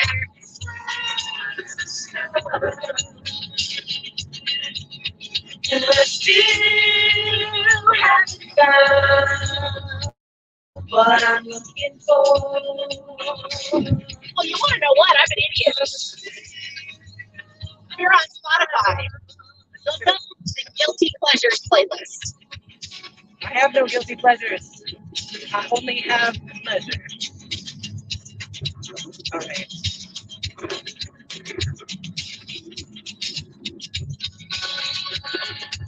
A good portion of my playlist came from that. I tell you what, I know every single word to the first one on this list. And I will sing it shamelessly and love it. Hold on, we're gonna go straight into that after YouTube. Actually, fuck YouTube, we're gonna go straight there. I'm just getting in line and clubs I'm never getting. It's like the bottom of the ninth and I'm never gonna win this. Life hasn't turned out quite the way I wanted to be. But oh, never mind. I wanted a new house on an episode of Cribs and a bathroom I can play baseball in, and a king size tub big enough for 10 plus me. I need a credit card that's got no limit and a big black check with a bedroom in it. Gonna join the Mile High Club at 37,000 feet. Yeah, does that. I want a new tour bus full of old guitars. I'm a star on Hollywood Boulevard. Somewhere between Cher and James Dean is fine for me. I'm gonna do it. I'm gonna change this life for fortune and fame. I need to cut my hair and change my name. Cause we all just wanna be big rock stars in the hilltop houses, driving 15 cars. Girls come easy and the drugs come cheap. We'll all stay skinny cause we just want it. Hang out in the coolest bars in the VIP with the movie stars. Every good gold digger's gonna wind up there. Every playboy bunny with a beach party. Hey, I wanna be a rock star. Hey, I wanna be a rock star. I wanna be great like Elvis without the tassels. Hire 8 bodyguards that love to beat up assholes. Sign a couple autographs so I can eat my meals for free. Gonna dress my ass in the latest fashion. Get a front door key to the Playboy Mansion. Gonna date a centerfold that loves to blow my money for me. You're gonna trade this life for fortune and fame. I need to cut my hair and change my name. Cause we all just wanna be big rock stars in the hilltop houses, driving 15 cars. Girls, you're not right. Wow, people can't fucking drive. Like, what's going on? I don't even know what the hell that was. I'm just, that was mess. What that was a fucking mess. That was mess. Every good gold digger's gonna wind up there. Every playboy bunny with a beach party. Hide out in the private rooms with the latest dictionary of today's zoo. Get you anything with that evil smile. Everybody's got a drug dealer on speed now. Well, hey, I wanna be a rock star. I'm gonna sing those songs that offend the senses. Gonna buy my pills from a pest dispenser. Get washed up singers writing all my songs. Let them sing them every night so I don't get them wrong. Well, we all just wanna be big rocks. Gotta have the acoustic break. Obviously. Cause the girls come easy and the drugs come cheap. We'll all stay skinny cause we just want it. Hang out in the coolest bars in the VIP with the movie stars. Every good gold digger's gonna wind up there. Every playboy bunny with a beach party. Hide out in the private rooms with the latest dictionary. Get you anything with that evil smile. Everybody's got a drug dealer on speed dial. Well, hey, hey, I wanna be a rock star. Hey, hey, I wanna be be a rock star. Let's see what that shuffle brings us on this playlist. Yes. But before I do, I just will say, I like Nickelback. I give a fuck. I think Chad Kroeger has a fantastically unique voice, and that's one of the things that means I enjoy something. I think he's a good singer. I think they write a good tune. Man, there's a reason. There's a reason why How You Remind Me still gets fucking played on every radio station. I don't give a fuck how much people drag Nickelback. You know that song, and you like that song, and you must admit it to yourself because it is still some good shit. What we just listened to was a fucking bop. So, and absolutely, they've got some songs that are like weird and like, okay, that was a choice that you made. But like, I also enjoy me some Limp Bizkit. Their first album, $3 Bill Y'all, from start to finish, that's good shit. I'll take it. I never got into Limp Bizkit, but I fucking weirdo though. I support you. The point being that I feel like people hate Nickelback because it's popular to hate Nickelback. And if you ever would like to experience someone defending Nickelback very well, look up the trailer for the movie Once Upon a Deadpool. Okay, because Ryan Reynolds as Deadpool, like this dude makes a Nickelback joke, and he's like, "Okay, I'm tired of this," and he just whips out all the goddamn stats on it. So that's fucking funny. Like, and there you go. All right, shuffle. Oh hell yeah! Oh yes, yeah. It's a Bon Jovi kind of day. Yeah, buddy. This isn't a guilty pleasure. Who doesn't like this song? You want to know what? I don't know why they call it the guilty pleasure playlist, but it's got a lot of good shit on it. So it's true. I mean, I suppose if you're gonna open up with Nickelback, there's a bait switch.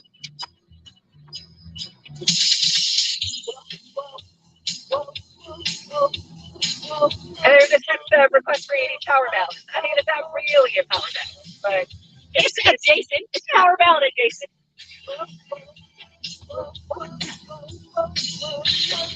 Once upon a time, not so long ago. Tommy used to work on the docks. Union man on strike. He's down on his luck. It's tough. So tough. You know what's the matter all day? Crying for the man, she brings home a paper love. For love. She says we gotta hold on to what we got. It doesn't make a difference if we make it or not. We got each other, and that's a lot for love. We'll give it a shot. Whoa, we're halfway there. Whoa, baby, not a prayer. Take my hand, I'll make it, I swear. Whoa, baby, not a prayer. Tommy got his singing high. Now he comes in when he used to make it tough, so tough. Do you need more air? oh no, I had them close to the earlier, and now I have them open. Yeah. You know when it's running away. She cries in the night time and wishes, baby's okay. Someday, we gotta hold on to what we got. It doesn't make a difference if you make it or not. We got each other, and that's a lot for love. We'll give it a shot. Oh, we're halfway there. Whoa, baby, I'm a prayer. Take my hand, and we'll make it, I swear. Whoa, baby, I'm a prayer. It's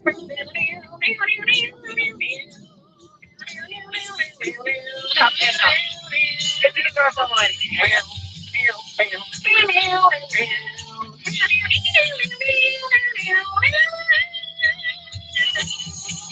You gotta hold on, ready or not. You live for the fight when that's all that you got. Oh, hey, baby.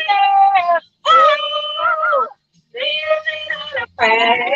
Take my hand, we'll make it, I swear. Oh, living on a prayer. Ooh, halfway there. Whoa, living on a prayer. Whoa, living on a prayer. Yeah, John's got more balls than I do. Yeah.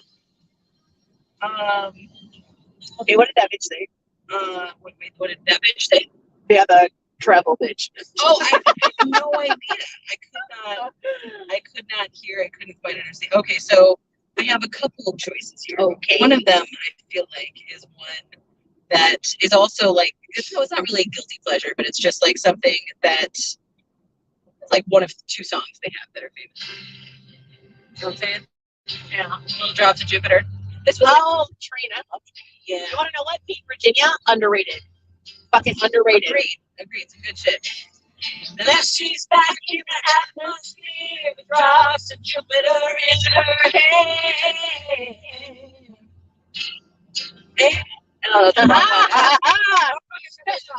Summer walks like rain, reminds me that there's room to change.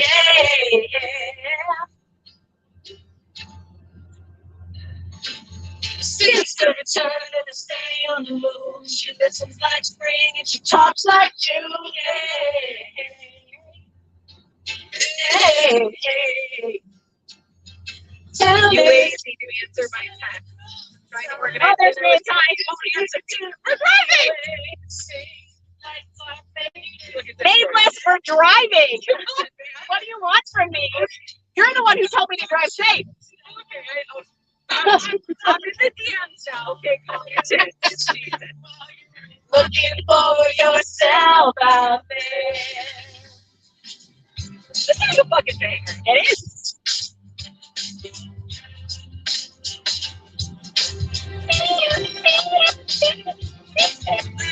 That's so vacation, tracing away through the constellation.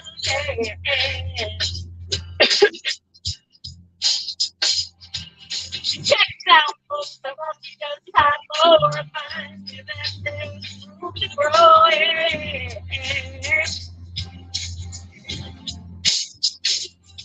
I love the Thai bowl pop. Such a fucking late 90s fucking call. Don't sorry about a man who was still afraid to fly, so it never did land. Tell me, take me off your feet. If you finally get a chance to dance along the light of day, and head back to the Milky Way. Tell me, yes, now you're fine. Is everything you wanted to find? And if you miss me while you were looking for yourself out there.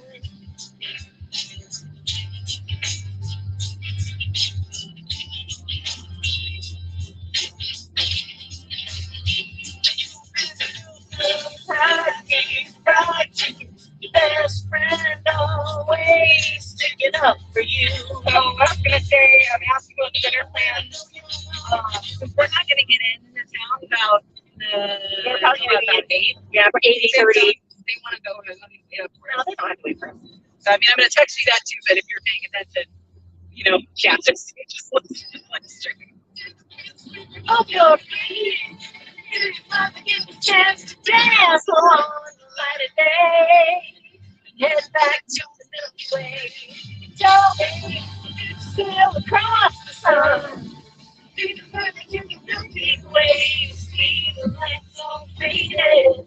Manhattan is overrated. Tell me, it's for a shooting star. One without a permanent scar, and then you missed me while you were looking for yourself out there. The current ETA for us to be at the Wadcon Hotel is 8:17 p.m. So we're about 2 hours. We've got another 141 miles to go on our current stretch of highway, and then I believe our next turn will pretty much be the home stretch. I think so, yeah. So that's where we are. Naples has been told not to spoil the groove.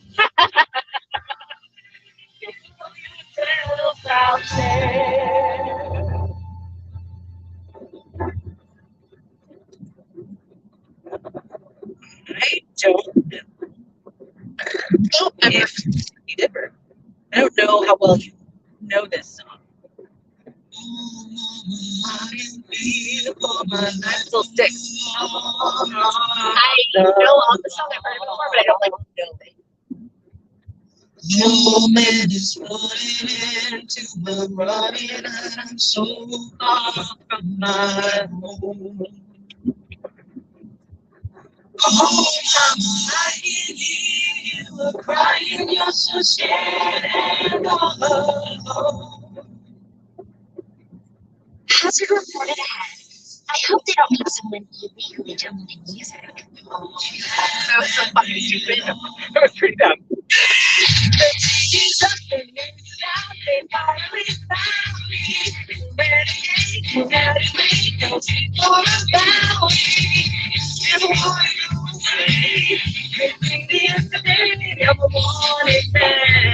All right, that's really all I wanted.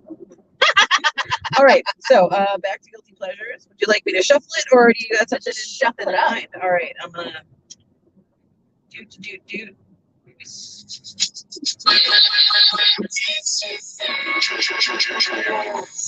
it's the remix of that Imogen theme song. It's Jason Derulo. Yeah, I know. That's a guilty pleasure. I don't really like it. Well, Geronimo? Oh, yeah. By Good One Shepherd. I thought I've heard this before.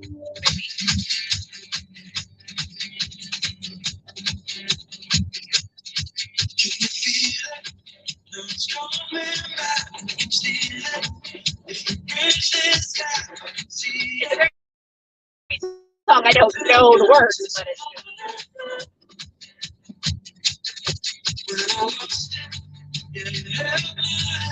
I'm going to shuffle till we get what we know? Yes. All right, let's keep going. Let's let it go. I don't actually know this song, to be honest. This is after my time. no. I don't know this one either. I do know it. We're back to Train. She's Soul Sister. I already heard this one. You know what? You're right. We did. This is All or Nothing by O-Town. So I do believe they were a 90s boy band. But I don't know this song. I know off the top, but I don't like know it. So yeah, well, keep going. So this is Pitch Perfect. No. Nope. Okay. Who's Kenny Loggins? Yeah. Fucking Loggins. There we go. We found it. Kenny to the rescue. I got this soundtrack on cassette for my 8th birthday. Oh yeah.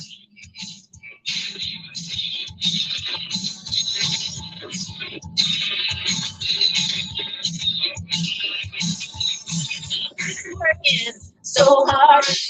I'm watching my car. Years forward. Oh, tell me what I got. I've got this feeling that time's been holding me down.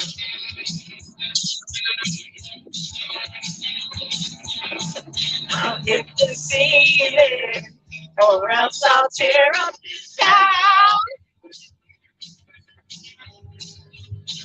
Gotta go loose, take off the Sunday shoes. Please, please, hold me up to my knees. Dad, get back, come on before we crack. Lose, you're loose. Everybody come loose.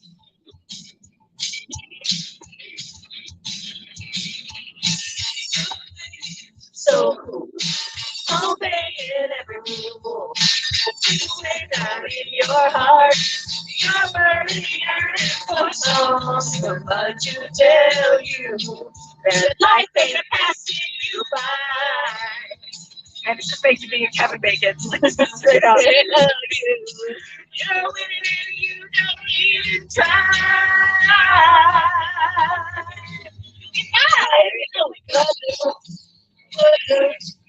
Get off the Sunday shoes. Molly, shake it for me. Oh, I know, come on, let's go. Your roots, everybody come for me. Oh, oh, oh.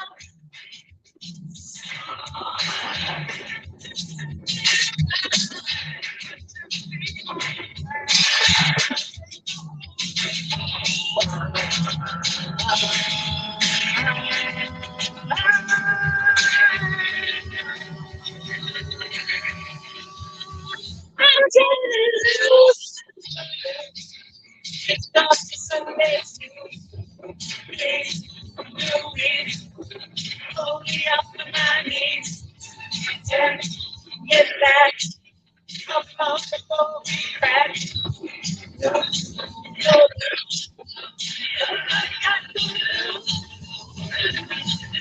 It's not Sunday. Hold me up to my knees. Turn, get back. Come on before we crack. Everybody cut, everybody cut, everybody cut, everybody cut, everybody cut, everybody cut.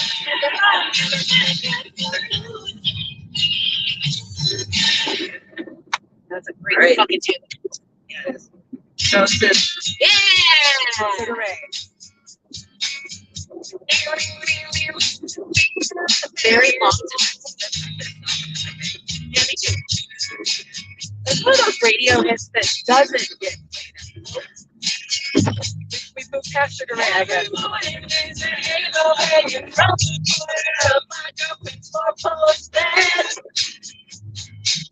I know it's coming, but I'll see if I can use it for the weekend of a one night stand. Didn't understand how to work it out. Once again, as predicted, left my broken heart open and you ripped it out.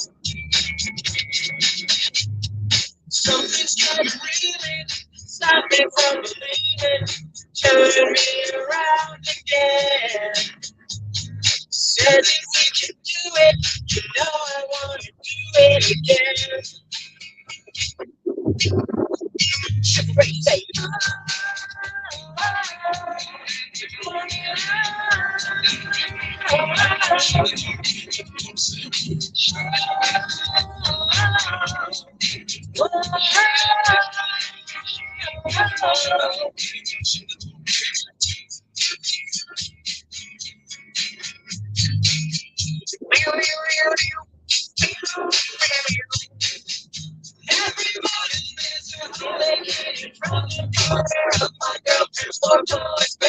don't know the words, but I can do the harmony. I know she loves me, but I never can believe what she said.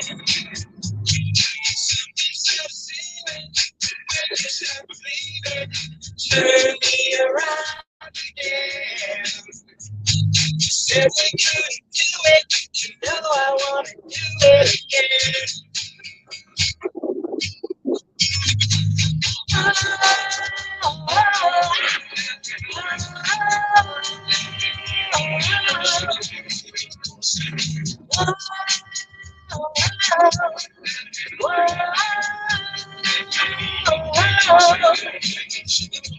She always writes the wrong for me. Hey. She always writes the wrong for me. Every morning there's a halo hanging from the corner of my girlfriend's four-post bed. I know it's not gonna see if I can lose you for me. We can go to one night stand. Tony Roger! Gojira! Nice! Good show! Gojira, the French metal band. Hope you had a good time. Thanks for coming to vibe with us for a little bit. Yes, guys! Oh no! Fuck you, Indiana or Ohio or where the hell we are. That's right. Where are we? And wake up. Oh God, we're on the Dwight Eisenhower Highway. Whoa! We are just about Stone Quarry Mills. Hey! Yeah, we are still in Indiana. Or are we? Yes, we are. We haven't quite gotten to Ohio. Back streets back. All right.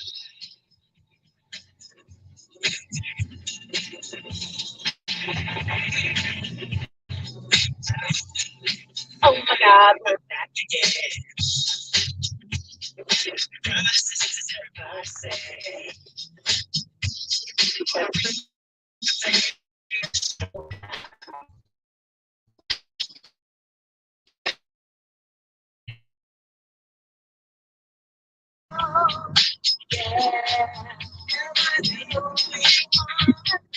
Yeah, am I sexual? Yeah, am I everything you need? You better rock your body now, everybody. Yeah, rock your body. Yeah, everybody. Rock your body right. That's all right. All right. Fuck this road though. Wait around like it's just a fair.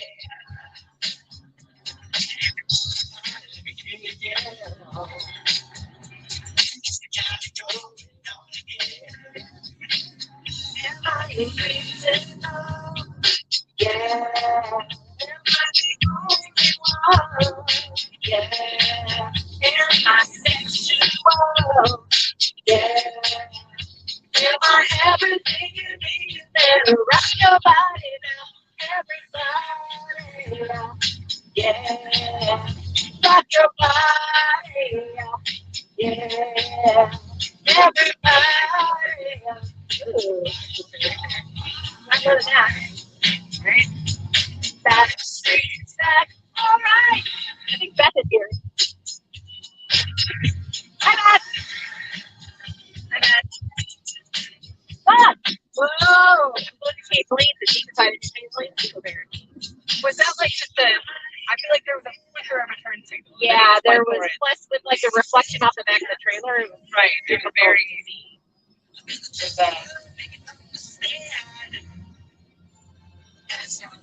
Like negligible turn signal.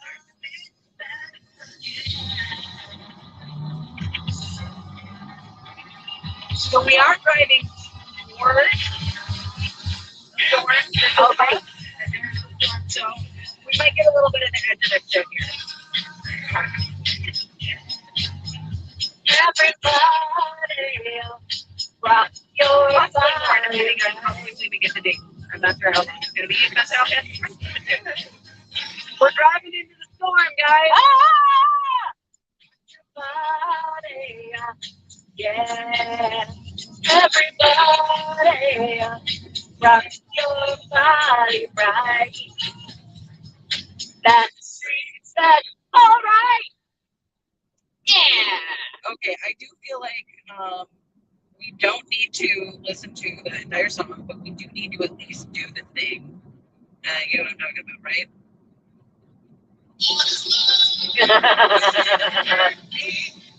Don't hurt me no more.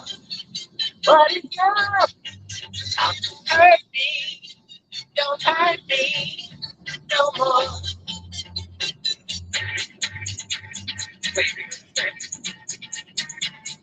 Okay, I don't feel like I could drive safely and do that. Yeah, that's right. That's right.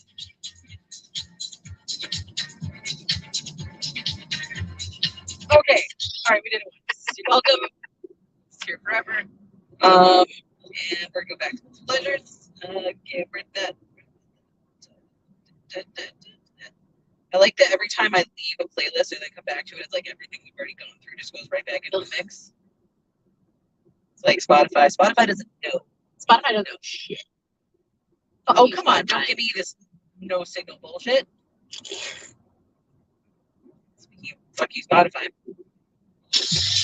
Oh, there it goes. There it goes. It came back, I guess. Just needed to restart. Okay.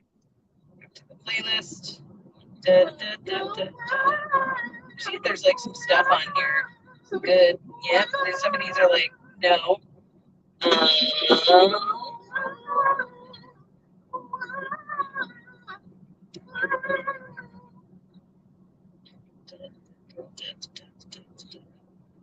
Beep, beep.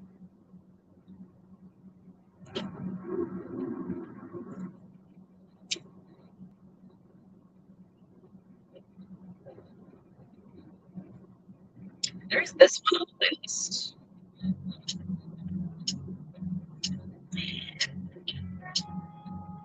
This is the good shit. It's like that beep. Irresistible. I hope they don't meet someone illegal. Yeah. I'm gonna change that. I can't begin to know it, but I know it's going strong. Wasn't it spring?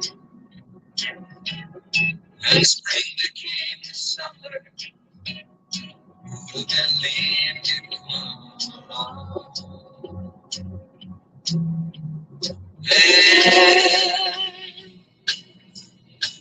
Touching hands, reaching out,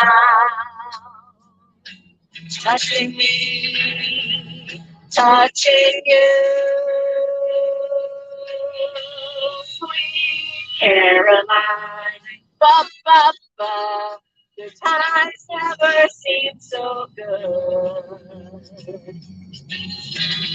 I am inclined, ba, ba, ba, to believe they never would know. Yeah, I mean, nobody knows the actual song, right? I don't know past the first verse. It's a great fucking song, though. All right, we should go to ones that we know the words to. Okay, yeah. And Just we did it the once. All right, and next we just did that one. Did that one. I'm on a boat. Yeah. I don't think I know this one. Really? No. There's a video. I live under a rock. You remember Lonely Island? No. Okay. I'm on a boat. I'm on a boat. I'm on a boat. It's a good hard look at the motherfucking boat.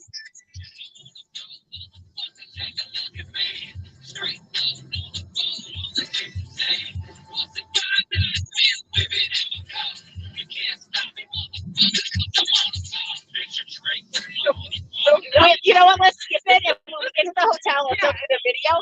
You have to see the video. I need to be like reintroduced to this concept. We started to rain. We got a little something fighting. I don't know the words of the song. No, I don't know the verse of this one either. Yes! Oh my god, I love this song. What a throwback here. Big time throwback. Look at that man. Good looking. Right? You got that perfect little 90s sweep. He does. He's got the 90s sweep going. She's touch, smells like taste and sound. Somehow I can't believe that anything should happen. I know where I belong, and nothing's gonna happen. Yeah. She's so high above me. She's so lovely. She's so high, like Cleopatra, Joan of Arc, or Aphrodite.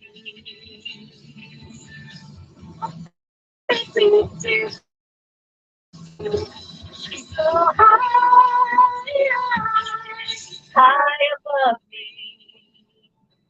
Yeah, the full set. She's free. She's high society. She's got the best of everything. A guy like me never really offered. Perfect as she can be.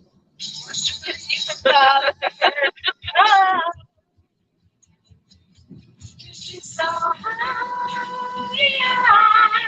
high above me. She's so lovely. She's so high, like Cleopatra, Joan of Arc, or Aphrodite. Oh, that's good. Yeah. She's so high above me.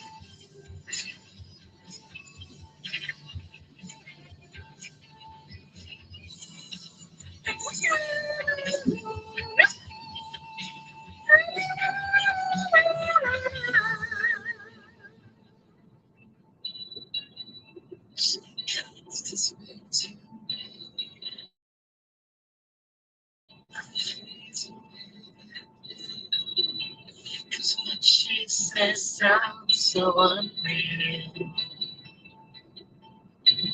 It's so dark and deep, and anything should happen. I know where I belong, and nothing's gonna happen. Yeah. She's so high above me. She's so lovely. She's so high, like Cleopatra, Joan of Arc, or Aphrodite. Yeah, she's so high above me.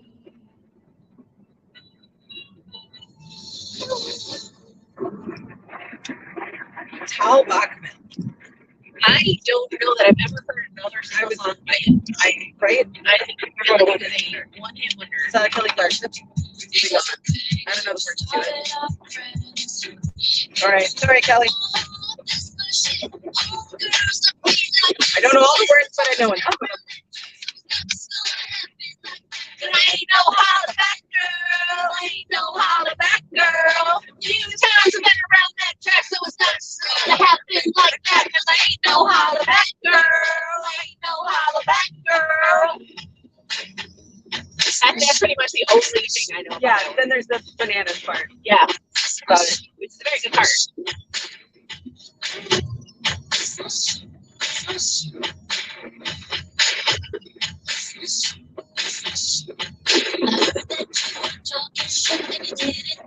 I wanna hear it. Yeah, I don't know.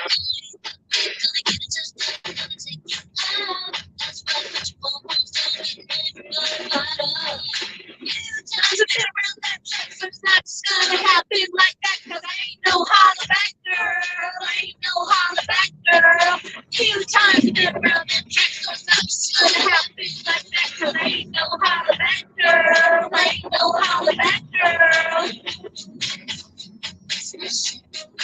Like Gwen Stefani, no doubt, they've done like so many really good songs like this, but they want to play them. Right. I mean, I guess Like they're talking about honestly, like Wonderland, just a girl, and this is what you want to play. right. Maybe it's because people think that people enjoy it, but they don't want to enjoy it. I don't know. Yeah, I Is that know. like guilty pleasure thing? I mean, it's like it's okay. Yeah, we can skip over. Meatloaf. I do anything for love. I don't know. No disrespect to Meatloaf, but This is the Bad Touch. what okay? Yeah. I don't know the words to it. Or we already did that one. I believe in a thing called Love from the Darkness. I don't know enough. I don't know enough of the words either. It's a good one, but Swing. I don't know that one. Mustache. I know some of the words. I love this. So we're gonna keep it. Stay a little side by the side of the road. Keep on to the left. sunshine, yeah, yeah. And down the Atlanta highway, looking for a love getaway. Love for a love getaway. It's away, not down the love shack. I got me a nice think about myself. Hurry up and bring your jukebox money. Love shack is a little place where we can get together. Love shack, baby.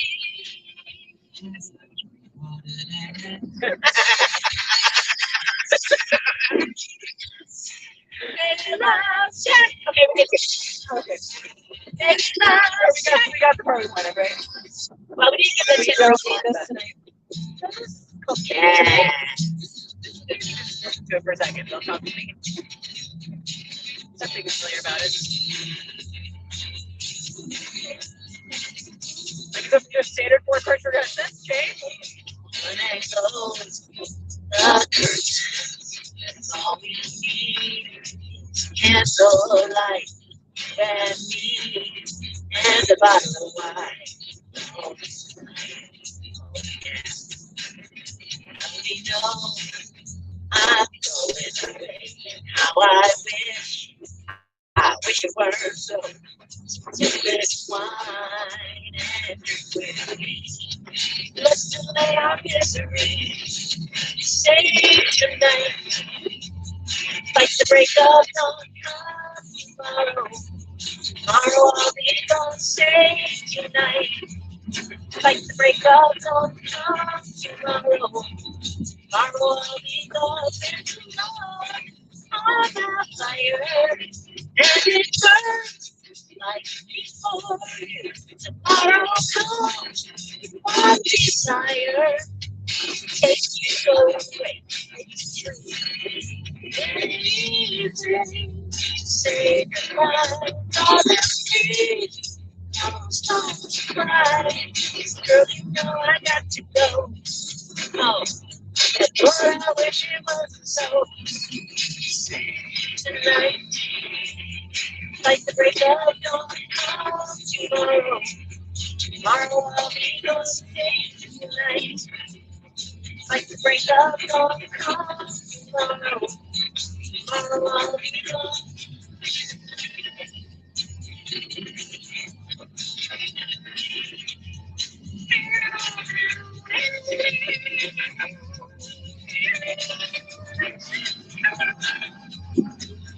My voice is becoming shy. Yeah, I was gonna say I'm starting to get a little vocal fatigue. Yeah. I wish that I could stay.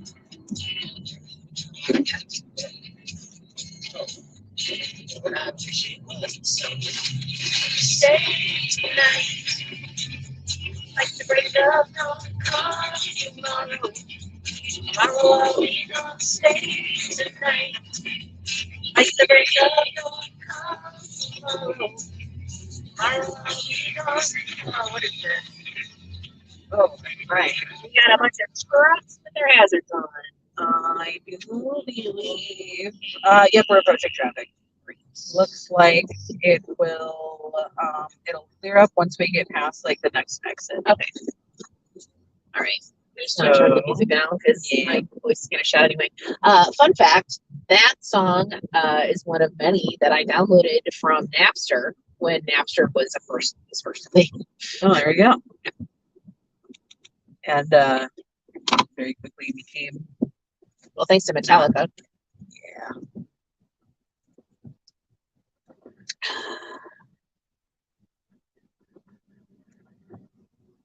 But there's a degree to which like I can understand wanting to protect Well, IP. obviously, you want Right. to protect your IP.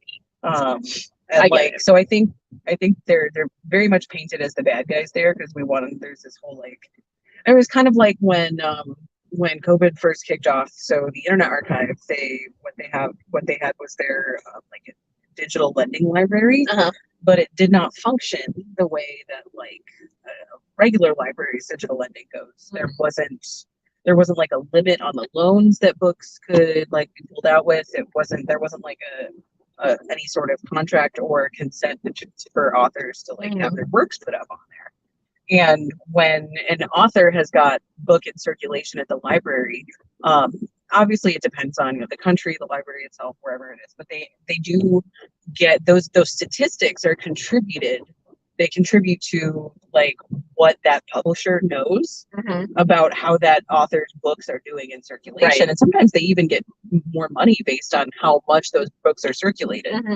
And for digital copies, I know this because weirdly, a lot of my friends are librarians.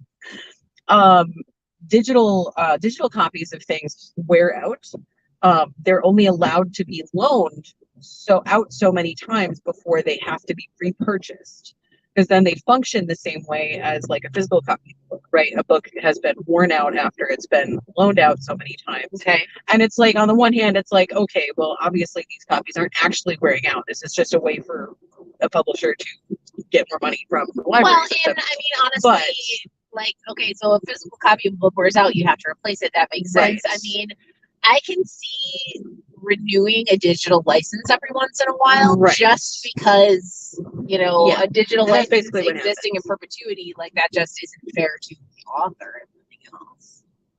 So when it comes to like digital lending, digital copies of books, like obviously, there are people that believe that, especially based on the limited accessibility when it comes to certain things for people, depending on the country where they live or what have you, that piracy is like very good. And then it's like, on the other hand, when we're talking about like pirating books specifically, that can profoundly affect an author's ability to support themselves or to just even continue writing and doing what they do. So in like terms of people like being painted as the bad guys, like Metallica, they were the villain when it came to Napster. The bad guy for the Internet Archive was Chuck Wendig.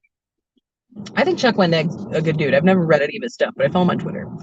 As far as I know, he hasn't shit the bed on anything. So good job, Chuck. Good job, Chuck. You met the minimum requirement for decency. Well done, sir.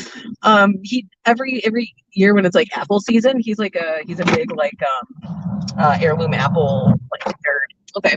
And so he writes up like a funny thing about the different apples he gets from this. That's like his apple dealer.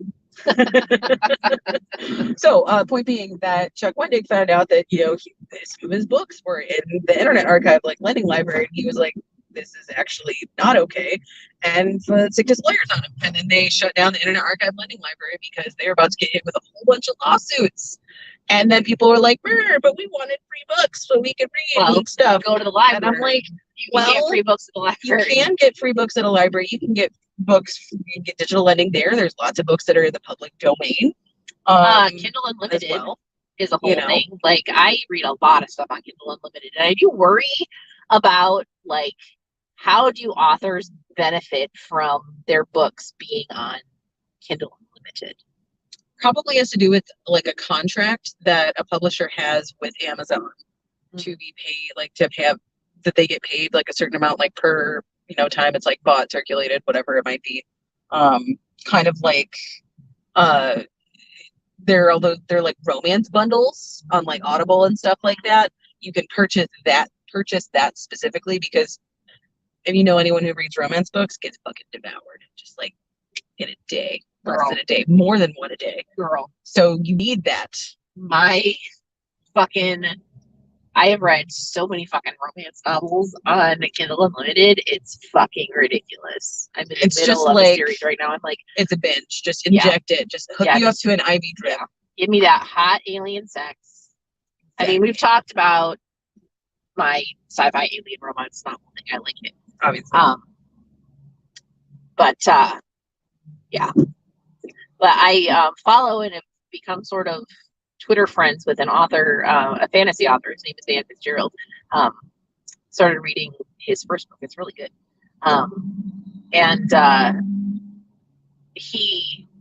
His stuff just became available on Kindle Unlimited, and I've been wanting to ask him, how does this work? Right. How does this work for you? List of things that we want to ask, authors and shit, people and shit. Please tell me more about this. Actually, Michael and Kate are going to be at WatCon. Awesome. Some of our special guests. Very so excited excited about about that. Every time I think of it, I just like I want to like squeal a little because I love them both. Kate's my favorite, obviously. Good. Fandom's cool and uncle. Exactly. So I want to ask them about being part of SAG-AFTRA. I want to know like how their membership in their union affects the work that they do, or it has affected it in the past. I know. Are they in SAG? That's not for. I'm pretty sure, or it might be for voice acting. Oh, okay. They're considered like voice talent. Huh. So like Simon That's Vance, and what's his name? Tim Jared Reynolds is a very outspokenly union voice actor. Like he went because narrators will sometimes get requests for people to record a message for for their wife for the wedding or something like an announcement or whatever. And he's like, of course, after I get a union contract, I will. Pay me for my shit. Well, I mean, obviously you're gonna pay them for it, but I don't know. And I know Michael and Kate, they do stuff on their own too. They've started doing that with I can't remember. Yeah, I think they started their own audiobook thing, right? Right. It's not necessarily I think it's like a partnership with a company that gives narrators essentially royalties from the books that they narrate. Because usually, and they've talked about this in the past, I think, on some of their Q&As, but they do not get a narrator does not get royalties from a book that they have recorded. They get a one-time payment. That sucks. Yes. So you have a finite amount of work that you do. You get paid for it once, and then it's out there in the world. That doesn't really seem fair. Yeah, I mean, especially when it gets down to it, you crunch the numbers. If you have you're working at your home, you're doing your own work, you're not hiring anyone else to do anything. So all of the labor you are doing, so you are responsible essentially for producing. I'm sorry, that's okay. Stopping for traffic is a miss. Out of nowhere, Anyway, yeah, it seems like it would function like syndication. Part of it is I think that audiobook standard practice has not kept up with the growth of audiobooks as something people consume. That makes sense. I feel like audiobooks used to be kind of niche. Yeah, well, I think that a lot of it had to do with the fact that if you wanted to listen to an audiobook, you had to go out and get a bunch of CDs. Right. The number of tapes that you would need to get for the Wheel of Time. That's fucking insane. That's nuts. Whereas now, because it's available digitally, it's much, much easier to get hold of it. Right. And it used to also be that people didn't care. Some authors, I should say, didn't really care so much about audiobooks because they would come out some, months or years after the print published version. And Michael and Kate had got their start by recording stuff for the the Library of Congress so that they could contribute to the library of audiobooks they had for people who are blind or otherwise visually impaired. I was trying to what's the word? And I wanted to say something visible. No, that's not the right fucking word. And words are hard. I'm running out. They are very hard. 2.5 hours of sleep. Candle outlet. Warm glow candle. It's okay. It looks like a little cottage. It looks pretty cool. And I like candles. Anyway, yeah. Get to Ohio. But I am curious, if they are, or if they have been in the past, or if they currently still are, I feel is that a personal question? No, they're how does it work being, in their union? I don't think that's necessarily a personal question. I mean, I don't think we want to make sure that they know that we're not asking about we don't want numbers. We're not looking at a deep dive into their finances or anything. But right. Especially if you preface the question with the fact that you are yourself a union leader, and also with the surge in interest in workers' rights right now. You know, in that context, I'm interested to know how your email works. So, like, it's honestly, it's relevant for you, especially a couple of us. So, yeah. Also, I'm just like, you know, I'm curious about it in terms of how, like, you know, because I love audiobooks and it's what I'm doing. I'm listening to, you know, voice actors and narrators and stuff all the time. You know, audiobook narrators, like, you know, they have awards to do the Audies every year, just like we get for fucking Oscars and stuff for people. So, you know, they're people, they're talent, yes, so to speak. they're very talented. Yeah. And it's When I like think about it's an element of the industry that seems very like opaque, mostly because people don't think about it. I mean, like, I guess like video game voice actors, that's a thing. That's certainly a thing. Like for audiobook narrators, it just I imagine there are a lot of people that are freelance, but then you also have folks who are you know, part of the union. Yeah, that is very interesting. And I've been listening. I've been doing a reread of Wheel of Time on audiobook.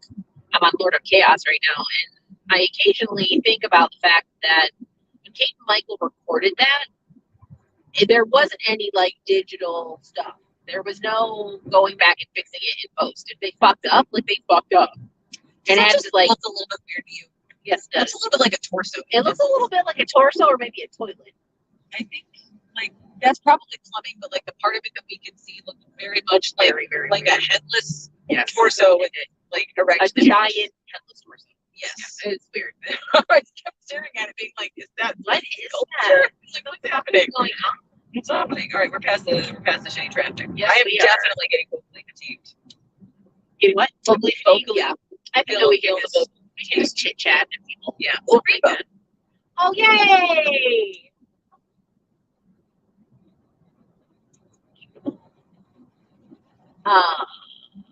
Yeah, so anyway, I occasionally think about the fact that, like, they were doing, I think they were recording, like, reel to reel. Yep. And there is no room for error with that, because, like, you can't go back and, like, fix it. No, if you do, you gotta fucking, it's like literal cutting. Yeah, it's fucking weird. So, yeah, it's like an enormous amount of respect for that, because, you know, even as a podcaster and a video maker, like, going back and editing shit after, like, makes life so much easier, and I just can't imagine not being able to do that. That was a picture of Nicole beside I should have. Jesus is the answer. America. America. Bingo. There we go. Oh man. Okay. Bob Evans. We're already like under the rainbow. We might be under it. We might be at a place where the light isn't hitting it. I'll say sure. So that's okay. I got pictures. Yay. So I didn't realize that rainbows were circles. Like that technically Yeah. So it's a sphere. Which is Or, it's wild. not a sphere, it's just a circle. Yeah, spheres are different. The sphere is a whole other thing. Different thing. A rainbow sphere would be A badass. rainbow sphere would be pretty badass. Richmond, a great all-American city, by which I assume you mean racist. And white. So, Fucking who knows? I haven't seen a sign for Ohio, but that doesn't. yeah, I would assume that we would like be informed. Yeah. Fucking We are very close to the border. get me out of Indiana. I've been in Indiana for a week. We almost died in Dayton. We almost died in Dayton, and I'm just so tired of this fucking state. Once if you see a Lowe's, that means that we are very close to the border. Okay, I'll It's like keep an eye out. that's the landmark. That's the landmark. The Lowe's. 103 miles to Columbus, Ohio. Fuck. There's also a Walmart, but like, man. So we're driving through. We drive through Richmond. It's raining. Oh which- shit! I might have looked at the wrong. No, I looked Bitch. at the right. I looked at the right. You told me Lowe's. I'm still depending on you. correct. Oh, we're to cross is it a river? So it's something called Middle Fork Reservoir. Exciting. A nameless swiggle of water. A middle swiggle. Middle Brook. I suppose I don't need my sunglasses. Yeah. There's a sunglasses vibe. Well, and there is a vibe. You've got a whole vibe. And then there's the whole like light sensitivity thing where diffuse light is actually worse than direct sunlight. Like on a clear day, Right, because you're not much easier on my eyes than when it's like overcast and the light is diffuse. Like I used to your get eyes it get more tired.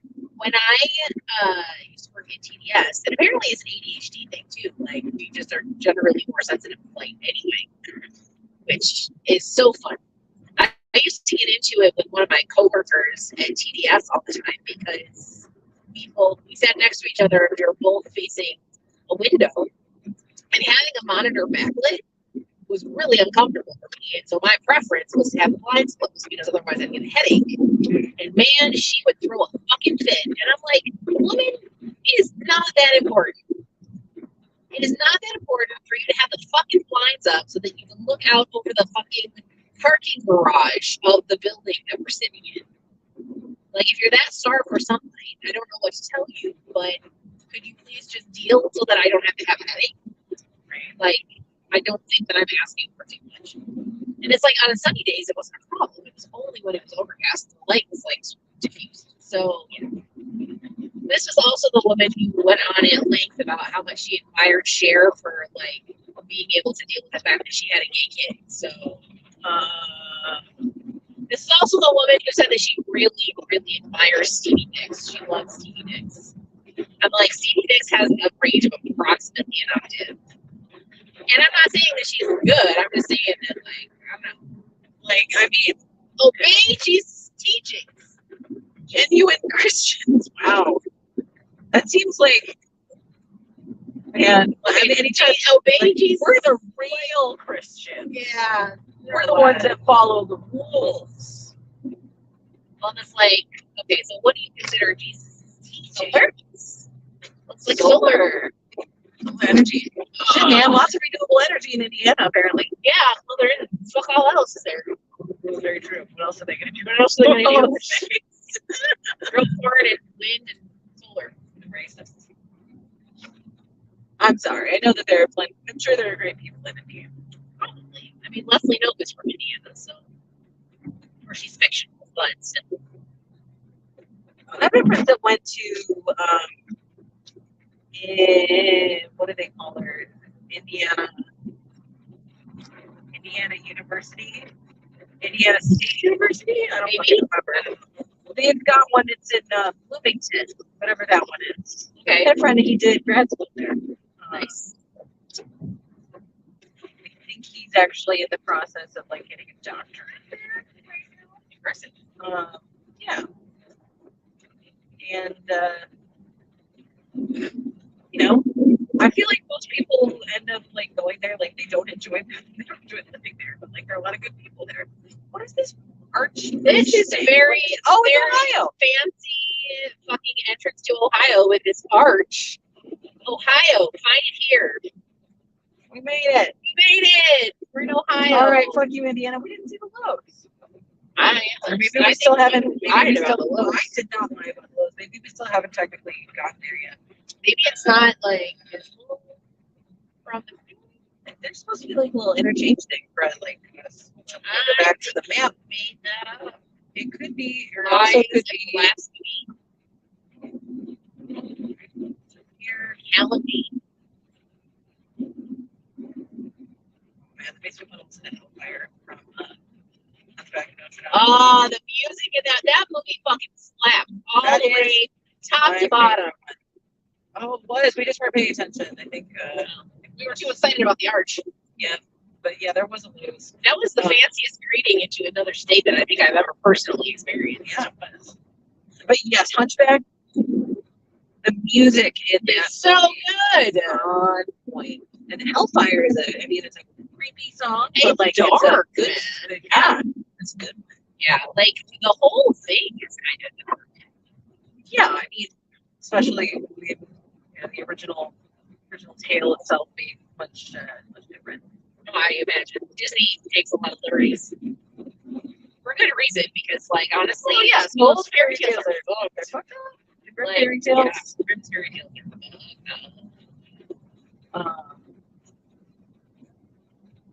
That's one of the things that I like about Into the Woods, is that it does, like, the real deal where, like, stepsisters cut off their toes and they can fit glass slipper and they get their eyes backed out and shit. Like, yeah, that's right there. Somebody have to like put on red hot iron shoes because of I don't punishment. One of the fairy I don't tales, remember not that. in that specific fairy tale, but in a fairy tale, somebody has to I've put never heard that, but it wouldn't surprise me. It seems like overkill. Yeah, For most things. But right. The fairy tales are like a strange concept of like mixing moralistic storytelling and like horror. yeah, there is definitely a horror element to it. Also, I'm definitely keeping sunglasses on because I can actually see better with them. It does seem like it, especially with all the mist. Yeah, I don't have great wet weather vision, so like wet roads, I don't do well with, especially at night. So, things at night, yeah. I mean, it's not like I'm incapable, but it's harder for me to see. So, Agree. Yes. Ooh, I should check our weather now. Double check. well, offhand, I would say that it's fucking raining. I want to see like if we're gonna get into The bad road, yeah, it's starting to come out a little heavier now. I always hate when the roads are uneven like this because if I have to change lanes, I feel like I'm gonna fucking like Flip it out, yeah. like it's just not gonna happen. It's like hopping a curb. Yes, it is like hopping a curve. Yet, but at high speed. Yes. And so it's like no, this isn't happening. I would like very much not change lanes. That's what I tell over here. There's a whole empty lane next to it that you pass on the right. Yep. Deal with it. Fucking deal with it.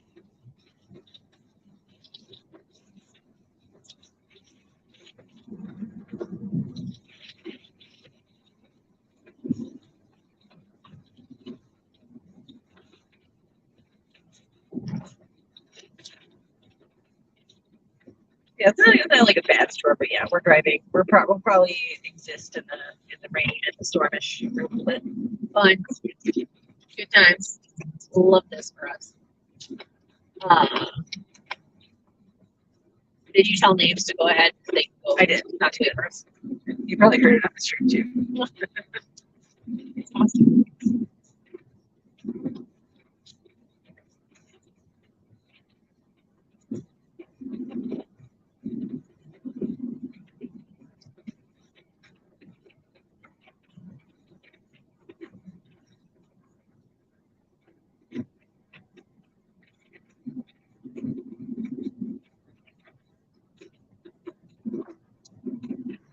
Stop yawning.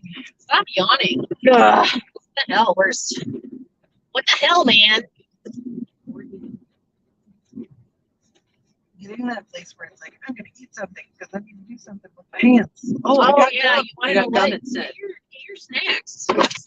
I do. I have the snacks. I have my half a grilled cheese from Steak and Shake. Actually, I might eat some of my burger. I don't think I'm actually hungry. That's like the thing. But she's gum. Proceed to do something with my mouth. Leaving myself wide open for some dirty jokes there. I'll look for it.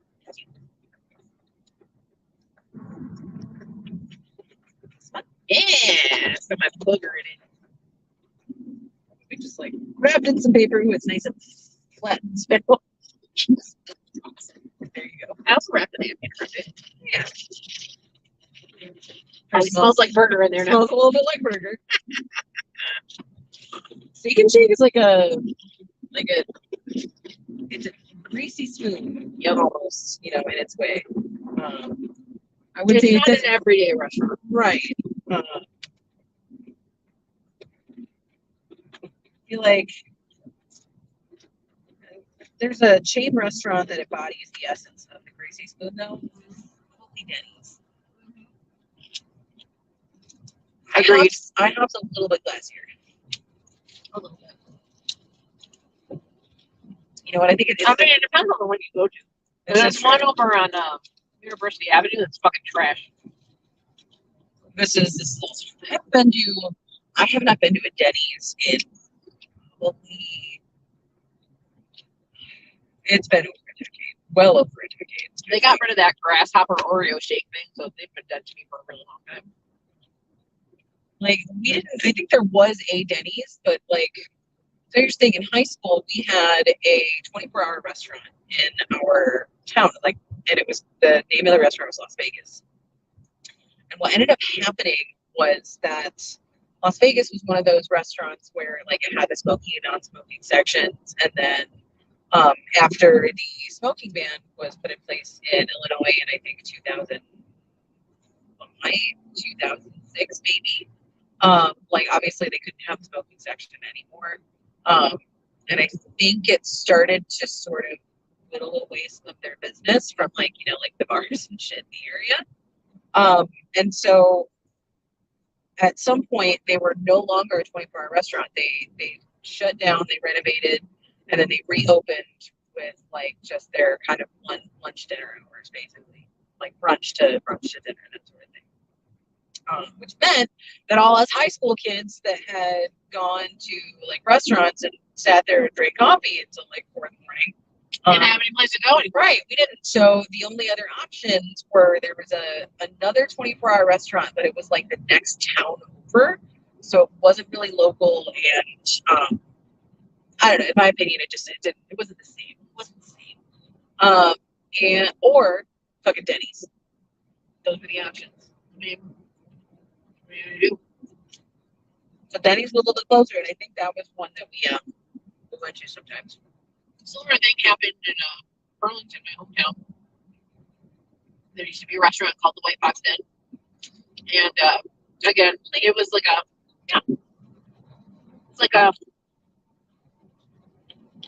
a Greek family restaurant style kind of thing, and open 24 hours, smoking section, non-smoking section, and after rehearsals at the community theater, we would always go to White Fox for like a snack and shenanigans.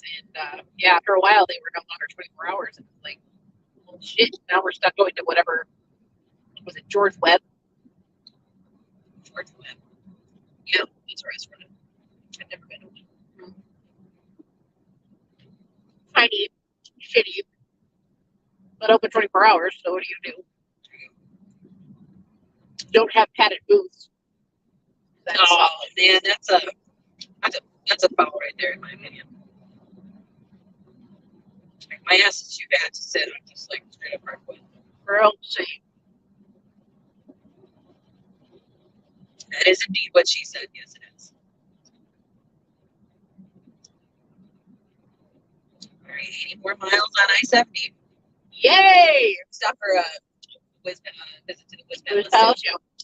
was good idea. Now that we can fucking change lane without risking that. Oh, spearmint's strong. You know what it probably is? My throat is a little tender from singing, so it's like adding. We were not like hand practicing. sanitizer. Yeah, we were not practicing good vocal technique No, or hygiene. we didn't no warm ups. No. What was the first song that we said was Seal? We started with Seal. Yeah. You know, We started with Kiss from a Rose, which was like for women that's very belty. And belting is not an ideal way to kick things off. you know, especially since like there's sometimes they can be indistinguishable, but what people refer to as belting, like, which is what Idina Menzel is well known for being able to do, is it's different than like the way that I'm speaking right now would be what I call like our chest voice, sort of like a rich, resonant, very intense. It's lower range of sound making, and what some people think belting is just taking your chest voice and pushing it up higher, which is not what it's doing. Belting is an extension of your speaking voice. So So when you're like singing in your chest voice like this, it's very Ethel Merman.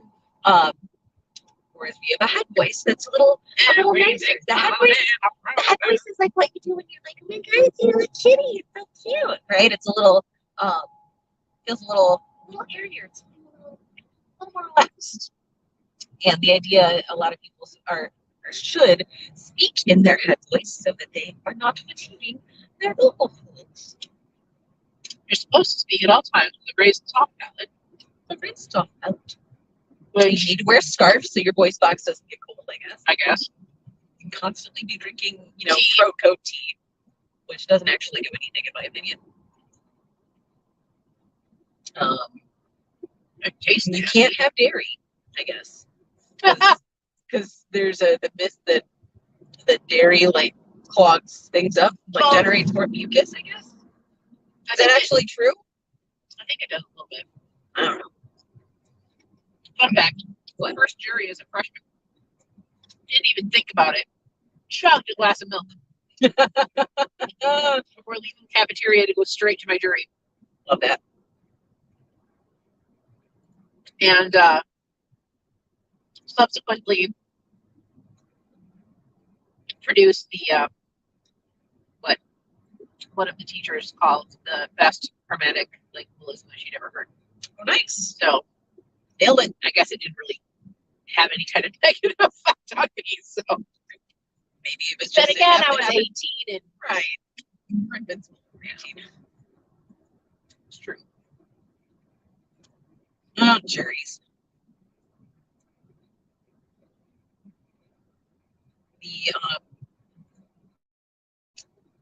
only ever did juries my sophomore, junior, and senior years because I was a music major my freshman year. I was taking lessons with a grad student at the time, but like I didn't have to do jury. So I think I did fine in all of my juries, but I went hard in my final jury of my career at the University of Illinois Urbana-Champaign because there was sort of an unspoken bias against like the music ed voice majors. Like that, like some of us weren't as good, or that there were professors that like generally didn't teach. Like you wouldn't be assigned to the studios of certain professors because they trained vocal performance students. They did not train choral music majors, which meant so for my final jury, I did 2 songs. One of them was an art song by Edvard Grieg. So it was in Norwegian. It was called Efter Årstorm. Efter Årstormen. That's Norwegian though. That song, that language fucking sucks to sing it. It was Nils, if you're listening, I apologize. It's bad. We'll see you in the hotel in like an hour or so. So Efter Årstormen was about, I would say it was about as long as the song the Aerokonig. And it was composed as well. None of this was repeated. And it was in Norwegian. It was called Autumn Storm. And so like the song is very like bombastic. It's got like this, dramatic parts. It's got key changes, parts that are major and minor. And then like, the storm like kicks off and it's got this really like big, and it's all in fucking Norwegian too. And I nailed it. I just nailed it. And they were like, huh, wow. I was thinking it. And I'm like, yeah, it is. You're welcome. My professor is sitting there like kind of like smug. Like that's right, Ricardo. And then because I wanted to throw him a bone, I'm like, okay, I'll sing you a Rossini aria, but I'm not going to sing one from a well-known opera because I don't like those ones. I don't even remember the name of the opera that I picked one from. But I sang the Rossini aria, and I even like did some, a little improvisatory ending, which is as in the style, acceptable. It's proper performance practice. And that was fun. That was a fast one too. Look that up and see if I remember how long that was. Yeah, my voice teacher always used to get after me because I would always want to do an aria for my jury. And he's like, you can't do an aria for every single one. I'm like, I can watch people. Art songs are boring. I love her songs.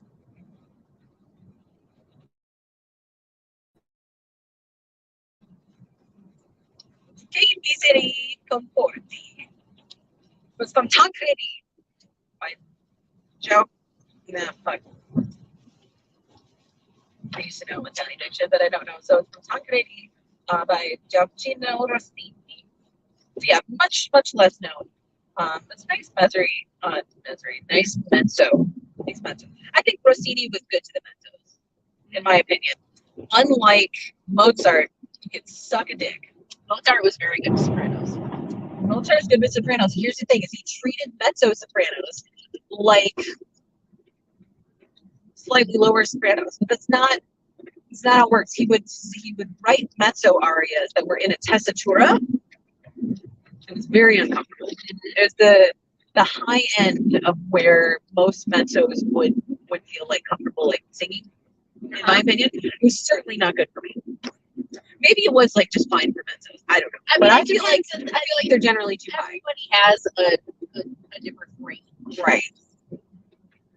But yeah, I did for my recital. I ended up doing two Mozart arias. I did the Laudato Si from Mass in C minor, I think, and I did Come Spoglio from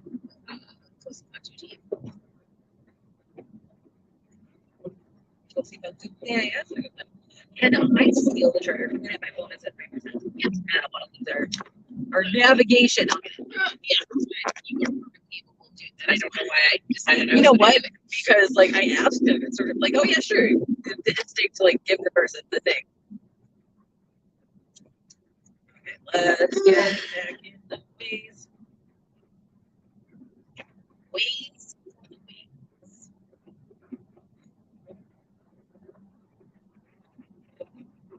Did you ever hear that commercial from T-Man?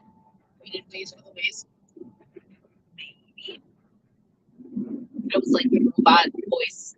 It's exactly what it sounds like. It's a direction out for the ways. And it's like rerouting to avoid fate worse than death. No, I definitely haven't done. Yeah, it's pretty good. Sorry, switching eyewear.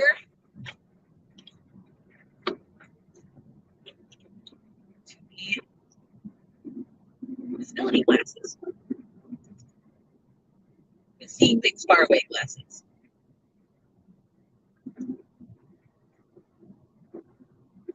Okay, there we go. Right. I'm so tired of driving. I appreciate you driving, by the way. No, not a problem. I like driving. The captain of the road trip. But yeah, I mean, then everyone gets tired of it after a certain point. It's just I want to be there and Right. meet up with this. There's a point at which, like, the adventure of a road trip is like, okay, cool. Now we just want to be in a place. Can we be done now? Because I don't want to do this anymore. I deadheaded down to Atlanta a couple times. It's like 13 hours more from where I lived. And yeah, it wasn't so bad on the way down. On the way back, yeah. Autumn and I did that. We've done it twice now. We did it in one shot. I was by myself, bro. I didn't have a sister. Oh, shit. I mean, to be fair, my Autumn drove pretty much the whole time. I think she let me drive a little bit on the way back. She was getting tired. But in 2019 and in 2021, drove short time from like where she lives in Illinois. It's a rough drive. I mean, like in terms of how long you sit there in the car, I feel it, you know. Yep. It is a lot. and I'm thinking about driving con, and I'm thinking about a plane ticket. And I'm like, man, 3 cons in 6 months when he's tight. But I'm not gonna drive. I thought, like, I briefly toyed with the idea of maybe driving again this year.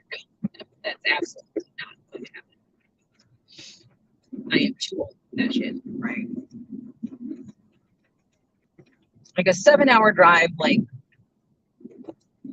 you can work with that. Yeah. You know, we stop in the middle for a meal and then you go. Right? 7 to 8 hours is completely doable, especially if you have somebody with you. Like 13 hours, 16 hours, whatever the hell it is. Like, no, that is, because let's see, let's math it. I left at 5 o'clock in the morning and got there at 10 or 10:30 at night. Bearing in mind that it was an hour ahead, so it would have been 9 or 9:30 my time. So whatever that is, it's like good 15 hours. Yeah. So yeah, it's a long ass drive. That's the other thing, but like on a long drive like that, you need to stop and take breaks, but you hate doing it because every time you stop, it's like, okay, well now it's just gonna be That longer. much longer. It's longer before I get to where I gotta go. And it is not cool. Right. When we went to Jordan Pond last summer, my sister and I decided that we would stay overnight in Nashville. And so it was, yeah, it just meant that like we didn't have like an additional, I think it was like 4 hours, like from Nashville to Atlanta, whatever it was. And so it was relatively small, but it's also just like at that point it was night. So we didn't have to push into driving like, you know, in the early hours of the morning, basically. Since it's not like for our hotel, we wouldn't have been able to check into it the following day anyway.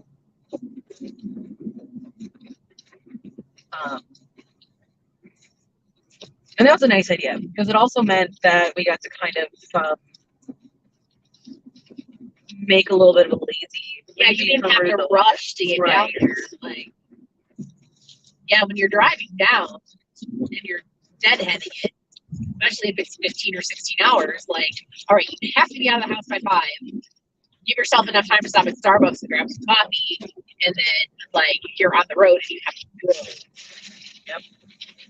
Okay, this is rain. Oh, yes, I am.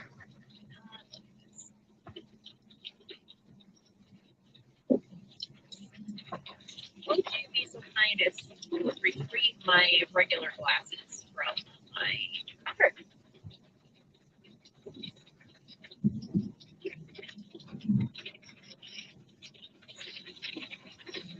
Them and wait, now there's probably some.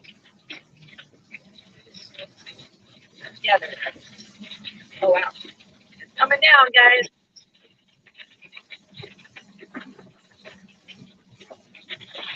Strong burger solid there. That was probably not my best idea. It's done now, so what do you do? Right. It's like, no, when you like open or close something, you could like push air out of it. Like up burger. Love it.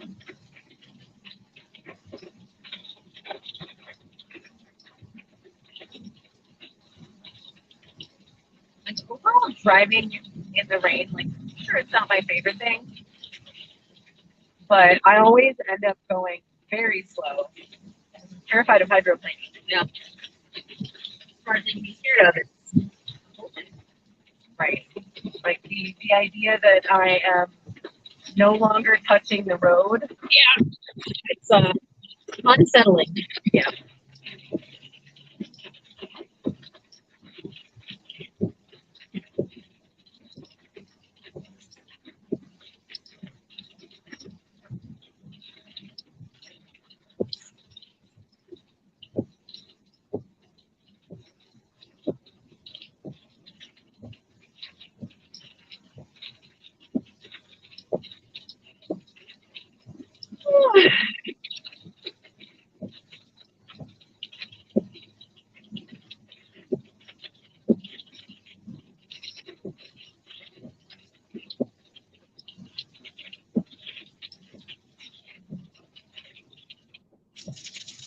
All right, Trans is waiting for their connecting flight to Columbus. Yay!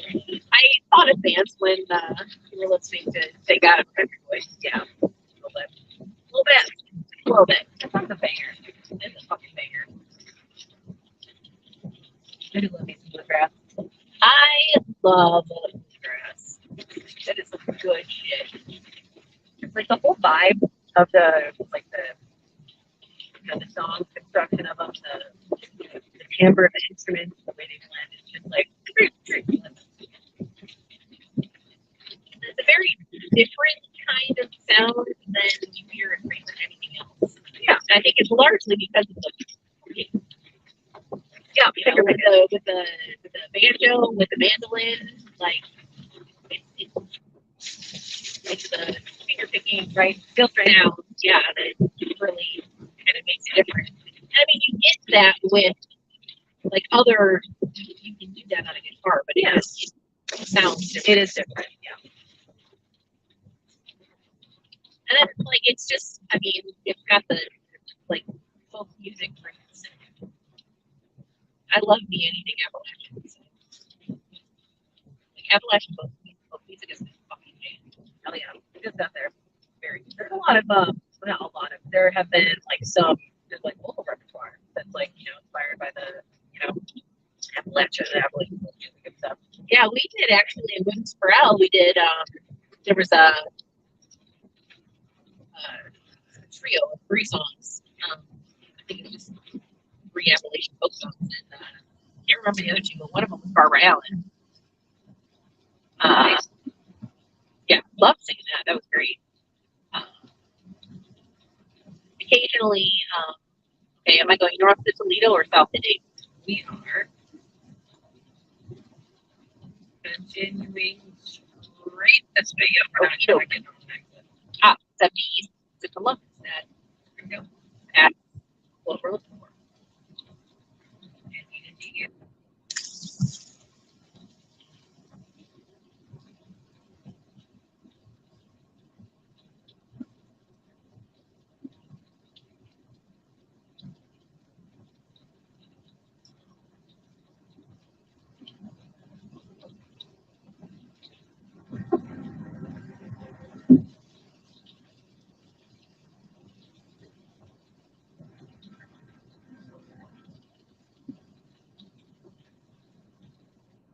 Look at the landscaping. That's fucking picturesque as hell.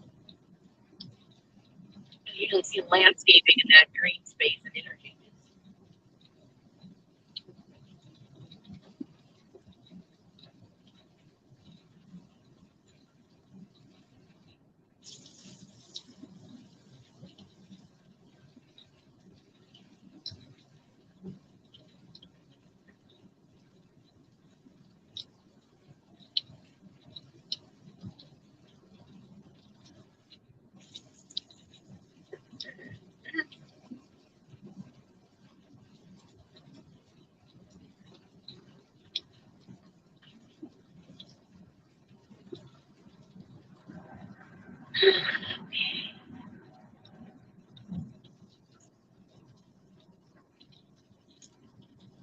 Let's check our ETA. Like I opened the app and everything.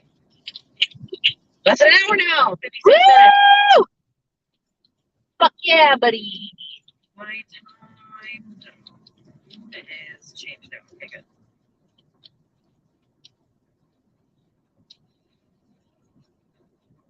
Well, it's so weird sometimes looking at like the time on a clock when it's summertime. Because like yeah, it's 7:30 and it's broad daylight. It just does not feel like it's nearly Uber hits. Uber hits. Uber HTS. I don't know that. Heights, I'm pretty sure. Heights. There we go. It's abbreviation. HTS. Kohl's. I love Kohl's. I haven't been to Kohl's in ages. My mom's preferred like place to shop is definitely Kohl's. I always feel like the stuff that I like at Kohl's is way too expensive. Yeah, Kohl's is not. If you can get it on sale, it's good. Or on clearance, but yeah, if you're looking full prices, no, it's not. Right. Like I could buy one piece of clothing at Kohl's for like I could buy like 3, maybe 4 if I'm sure. Like Meyer actually has a great decent selection especially for plus size clothes. Interesting. Like these leggings. I think a shirt too. Oh, no, I've seen my shirt. Well, when did that happen? Probably when we ate. Probably dark. I bet it's dark. Yeah, it probably is. I brought too much clothing. I probably did as well. Like I was just like, I don't know what I want to wear, so I'm gonna bring a bunch of shit. So there's no planning involved. I brought all the clothes that I've been wearing for like the last couple of weeks because I know that they're comfortable and like good for like the summer weather. So I just like did a load of laundry with all the shit in it. So a bunch of leggings, some dresses, crop tops, t-shirts. Yeah, my big problem is that nothing fits anymore. So, but I also don't want to spend any money on anything because, like, theoretically, I'm going to keep shrinking for a while. And so, I mean, I have been stalled out since like January, but that is at least in part because I haven't necessarily been making good choices. But I mean, good, like appropriate. We'll say appropriate choices for post surgery, but because like I'm trying to get myself comfortable in the mindset of like not assigning a moral value to it. But yeah, I don't want to spend money on stuff that I'm not going to be able to wear. So like the shirts are too big, they fall off my shoulder, too fucking bad. My pants are too big, well I'm wearing them. So there you go. But I did get a new dress because I decided I wanted to dress up fancy for the VIP dinner on Friday. And I'm excited. I too brought a fancy dress for Fanny. Dinner. It will be, I don't know when you said howdy, I haven't looked at it in a while, but that was pretty recent because I was just looking at it a little bit ago. So sweet.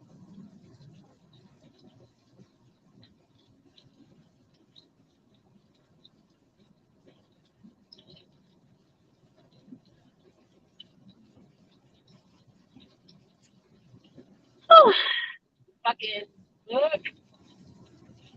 Pretty much. Indeed. I'm like out of like conversation topics. I know, like we're sitting here streaming in like companionable silence. We're never gonna top the don't speed in Dayton. Yeah, don't speed Dayton. Or you will end up in unsolved murder case for 40 years, full case. Yeah, 100%. That's just fucking science. Like that's how it goes. I've watched True Crime, Yeah, if you don't have any idea what we're talking about, what you should do is just go watch the first 10 minutes of this stream. Nothing else will be as good as that. You're good at your goals. Well, you want to know what? I'm actually not 100% sure that it's like recorded so that people can go back and watch it because I don't have a paid plan on StreamYard, so it might be lost forever. It might be lost time. So I can always like pull a screen recording thing while we're still streaming.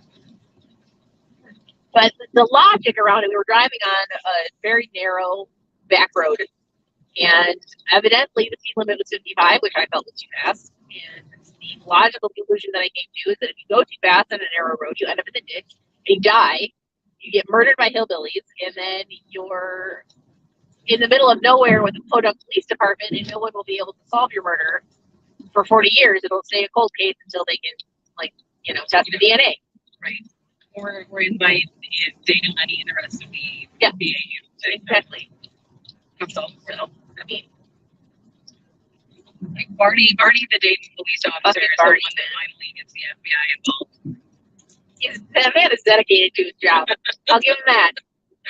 He might just be a small town cop, but when we pulled into that gas station, like the cop car was just sitting there, and then I decided to like make my little video, and like as we pull away, I'm like, oh, is this guy still there? He's like, no, oh man, no, he's on the prowl, he's on the loose, he's out there still, looking for somebody speeding.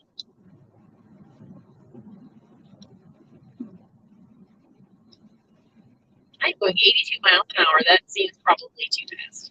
So it's hard to tell when he's like known for like this. Well, it's a reasonably smooth road, and Beatrice might be 12, but she does pretty good at high speeds. And I also just really want to be done, and I also have lead foot, so it's like the perfect storm. Two things that I inherited from my maternal grandmother: being a night owl and a lead foot. That's genetic right there. I have no control over it. There we go. After being in 2 car accidents, I like kind of a paranoid driver now. That's understandable. Especially Milwaukee. People in Milwaukee drive like absolute crazy people. My husband just said, take it easy, lead foot. Nice. No, well, there will be more fun, I'm sure. We just need to like think of something. Well, there's nothing like funny about the freeway. The freeway is fucking boring. It is just boring. It's like, look, there's a pile of random shit. yeah, look, there's a blown out semi tire. Woo! Like, Oh yeah, fucking dull as hell. yeah, it's pretty standard freeway fare. Yeah, it's dumb.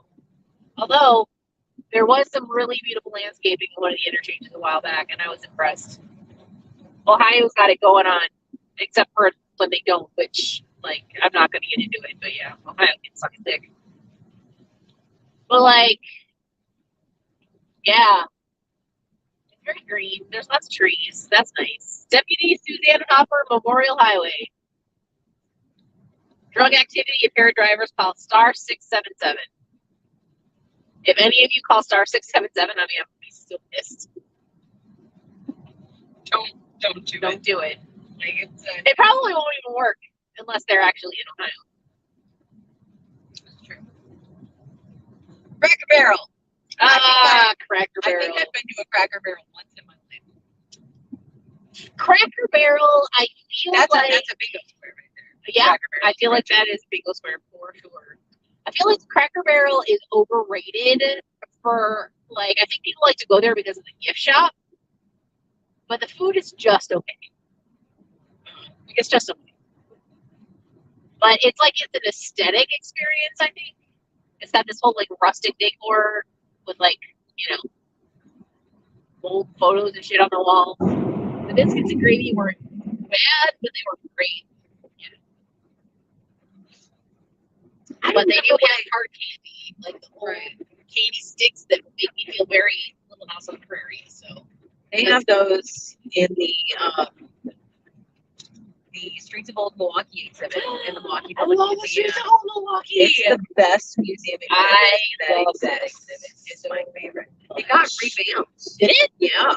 I haven't been there in many years. It, like the exhibit itself was closed from like December of 2014 to like something like over through the next summer, I believe. Could have been longer, but they put in a couple new things. They like refurbished and stuff. It's still fundamentally the same exhibit.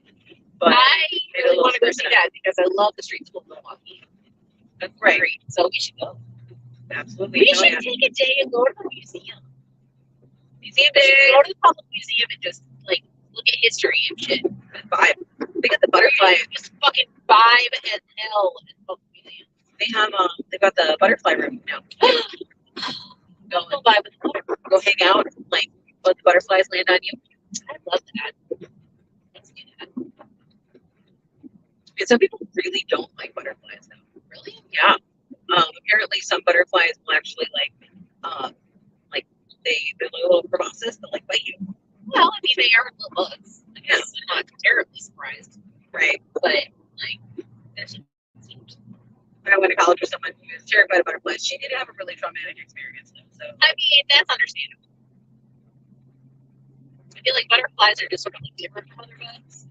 Yeah. Because they're pretty cute. what I love, my preferred insect is My insect of preference. my insect of choice is the moth. I like moths. Moths can be very cool. They're like nighttime. They are. They're like low-key butterflies. Yeah. The butterflies of the night. Plus I like how I don't know, like they're big, they're like squishier. Like, you know, they've got more mass to them. The butterfly's all wings. Some moths are very, very wing forward, but like they have more heads. They're like a beefier. A little bit beefier, yeah. That's true. Speaking of animals in the night, when I was living with my folks, I had my own living space in the walkout basement, and so I had a window in my bedroom, full size window, and I had it open one day, and it was basically level with the deck in the back of the house, and a bunch of raccoons came to the window, and I saw their little raccoon hands like Oh my god, grabbing the little grabbies. their little grabby hands. It was the funniest fucking thing. I was like, bro, what are you doing? I have no snacks in here for you. And I have a dog who will probably be mad at me. Amazing. Or scared. Probably scared. Simon is a gentle soul. I think raccoons are like, number one, they're like adorable and wonderful. Number two, They wash their hands. yeah, they are absolutely like devious. They're devious. They will fuck you up. They'll wait for their moment. Wait till your guard is down. Yep. My Uncle Ron rescued a baby raccoon whose mama had gotten hit by a car, and they kept the raccoon as pet for a while, and the raccoon liked blueberry ice cream. That's like, I mean, evidently some people have successfully like domesticated raccoons. I don't think that it's overall a good life choice to make. No, They're not an animal that really should be. They're not meant to be pets. They're not pets. Same thing with like foxes. They're not pets. No, foxes are stanky too. My parents volunteer at a wildlife rehabilitation center, and so they care very much about making sure that animals are properly cared for when they come into human hands for whatever reason. Sure. Like squirrels. Squirrels are another thing. There's some people that like, I guess it's sort of like a casual rescue of like squirrels and whatnot. And sometimes I guess squirrels will choose to like, you know, come back and like visit like people and like hang out and vibe. But like overall, the squirrels should be out doing Yeah, they should be out doing squirrel things. You know, we have a lot of around our new house with rabbits, and let me tell you, Zoe does not appreciate them or their presence in her line of sight. Does she work at them? Oh, big time. She like screams at them. She's very much not excited about them. She wants to go chase them and kill them. I am positive she is part terrier. There is a very strong breed right there. So yeah, it's one reason why she doesn't get along well with cats. Okay, gotcha. Because cats will run and she wants to chase them. So we have a bit of advice from Wolfie here, which is that the hotel's kitchen closes at 10 p.m. The bar closes around 11, depending on who it is. Hey, that's good information to have. Luckily, we will be getting in well in advance of that, so we can go grab a plate or whatever. The hotel has a super fancy app where, like, I got an alert that our room is ready, and we can just use a key on the fucking app On the app? to open the door, which I think is fucking rad. There's an app for that. You know what? As a person who loses their hotel key or who locks it in their room frequently, It seems like a better idea than having a plastic key card, right? Right. It's a better. I feel like it's a better life choice for everyone, to be honest. I'm much less likely to forget my phone than I am to forget the key card. Oh yeah. Which is not to say that I won't also forget my phone. I mean, the possibility exists. However, it seems less likely. Right. Springfield, Clark County, Ohio. So if you're renting like more than one room too, it's like you gotta try to keep track of which key goes where. It's a whole thing. So yeah, it's pretty cool. So presumably we can just like go up there. Like I already checked it. There you go. So like yeah, we have a lot of beer. we have so much beer. We have 5 cases of beer. Wisconsin Spotted Cat. Yep. You will not get this anywhere else. You can only get it in Wisconsin. I need to go somewhere and get ice. This is true. We're just like keep spotted cow, like in the room. The gooseberry. Who's there? And new BB. I thought about bringing the small cooler this time around, but I'm like, I don't want to push our luck with Mary on the first year that we're here. You know? Yeah, I think that it's probably better to play it kind of cool. Because, yeah, right. You know. Not like just walk around. Although, That's the kind of con we run. That's how we do. That's how we do. That's how we do. Yeah. Might indulge in a little bit of alcohol this weekend. You're not supposed to have bubbly things, right? I am not supposed to have carbonated. No, that doesn't. That will not work for me. Might be willing to let a fucking man. I hope that guy doesn't play for. I don't want to get. Don't really go at 80. Yeah, that's true. He doesn't really seem to care. So It's the beginning of the month. There you know. yeah, they're not going down for their fucking yeah. So I am supposed to wait until I'm a year out from surgery to drink alcohol, but I'm almost like I'm 2 weeks away from that now at this point. Yeah, it's arbitrary. I think it's okay. Like I'm not gonna go overboard, but because my tolerance is obviously going to be very, very different than it was previously. So I need to play it. We'll see how that goes because I know that You can't like a drink. I can have a drink, and I cannot have it while I'm eating. I have to either have it beforehand or I have to wait for an hour after, which is weird. I do believe it will save your video. I don't know for how long, but our first edition of the Carpool Karaoke is still on your channel. Okay, so fingers crossed. And then we'll have to like rip the video from YouTube as soon as we can. But I just suddenly spent like the last 10 minutes screen recording the beginning of our videos. Okay, So we would have our mental breakdown. We have that fucking saved for posterity. Right. I mean, my I God. don't know like how loud the media sound will be on the recording, but it's there. It's there. We'll know that it happened. That was fun. Cracked the hell up. Yeah, we really kind of had a minor breakdown. It was dead, man. Yeah, it was minor hysteria. It was a good time. We had the giggles. We did have the giggles. Ooh, 2 great antique malls, 750 dealers. Oh, I love antiques. Same. There are a couple antique places in Milwaukee that are pretty Yeah, Yeah. we should go antiquing. And like obviously the real good shit is like way out of my price range. Well, But, yeah. like everyone's smiling and fine. Like I'll buy my stemware. I'll buy like glasses and like old decks of cards and shit. Yeah, what I really want to find is I want to find some like antique, like cut glass or crystal or like milk glass stuff. Oh. Yeah, I like that. Milk glass in particular, I'm like a big fan. I enjoy stemware and glass that has etching in it. I feel that. I have right around here somewhere. So says Wade. You'll never take me alive, come on. It's probably overly dramatic, but I stand by it. Right. Those are flares. Those are flares. Those are flares. Wow. They apparently had an emergency kit. Good for them. Yeah, I right. do not have any such thing. And I don't think I put the little thing to jumpstart the battery in here either. So Fingers crossed. fingers crossed. Send I don't think it's going to be a problem. I do have AAA. I have like the deluxe. There you go, right? So, yeah. And so the only time AAA is Cows. Hi guys, how's it going? I love you. So here in Wisconsin, cows are great.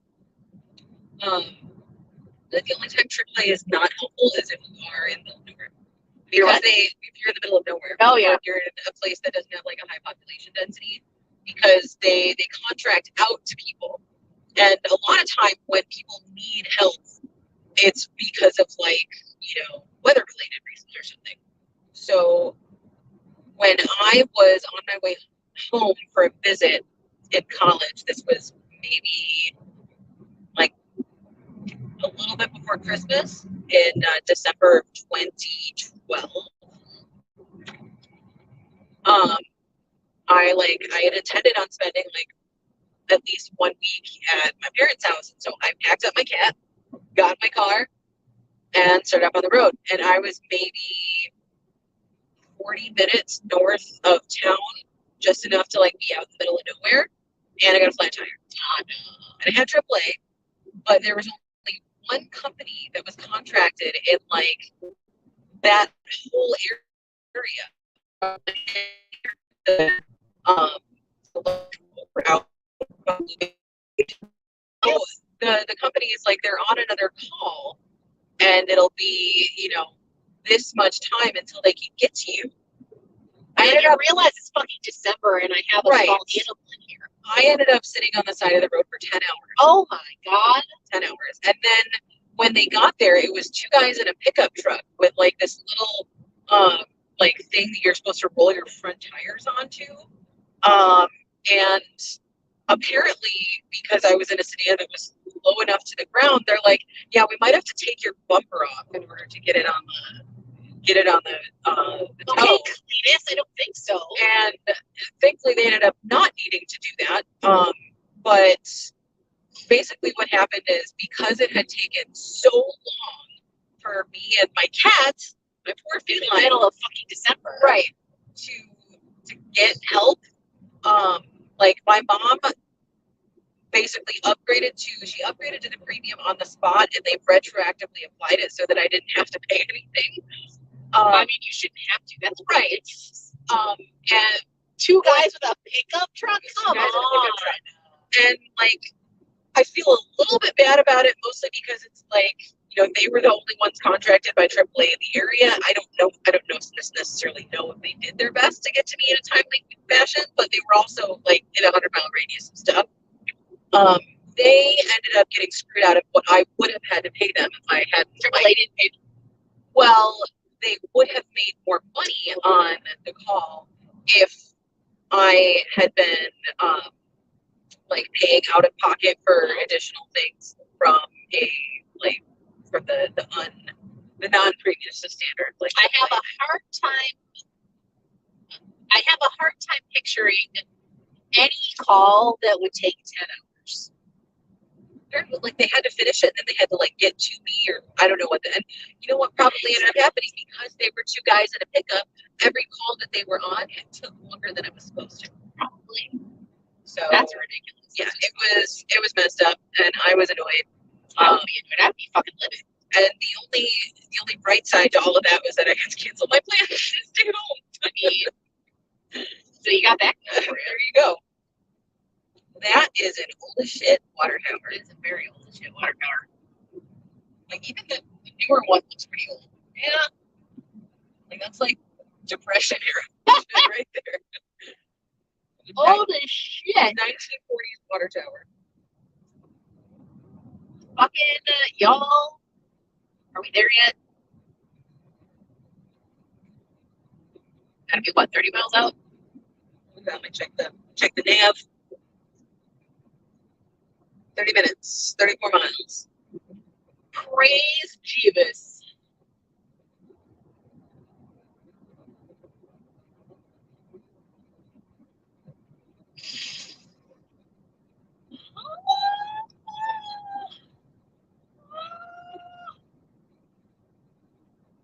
Lucky duck.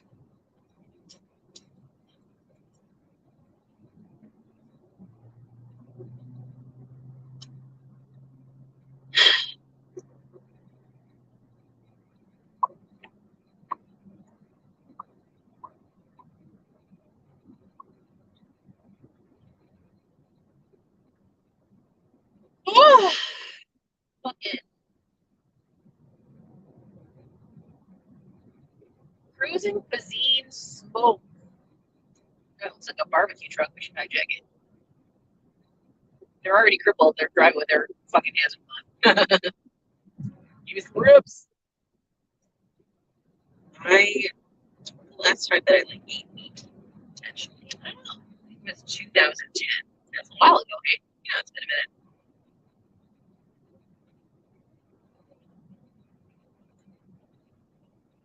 When I started eating vegetarian, it was while I was in college, and at the time it was still very easy to eat as much like deliciously like semi-nutritious food as I wanted to. So it really wasn't much of a change. But once I was buying groceries for myself and shit, it was like, what am I supposed to do? But When you're not going to the dining hall anymore, it's a whole other bag. right. I had to figure out like, okay, so I can make fries. I can buy veggie burgers. I did a lot of that. Got myself a George Foreman grill. Nice. I still use my George Foreman. George Foreman is an excellent.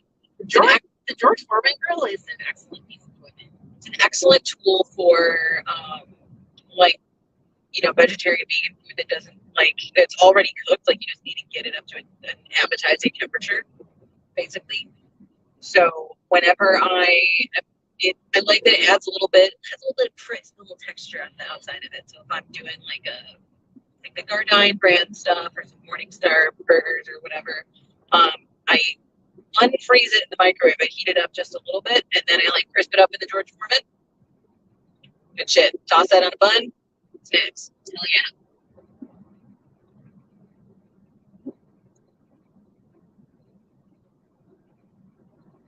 Mechanics work. Yeah, I was gonna say. Interesting. Indiana, its history is very, very manufacturing, wasn't it? Not quite so much well known as Detroit. Well, we're in Ohio now. Oh, that is Ohio. I mean, I think that I'm pretty sure they were part of the Rust Belt. Right. Kind of general. Why do I feel like steel was a thing in Indiana? I don't know. Why don't you Google it? We can learn a thing.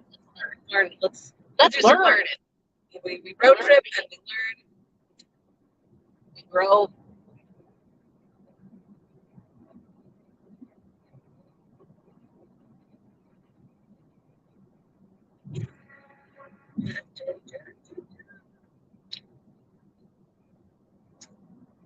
Okay.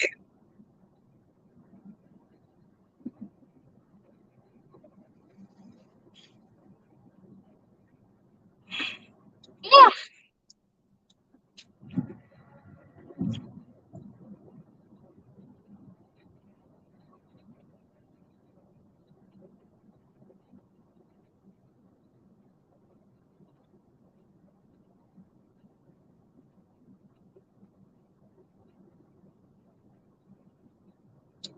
There's some steel. Steel making, we're an occupation in Indiana.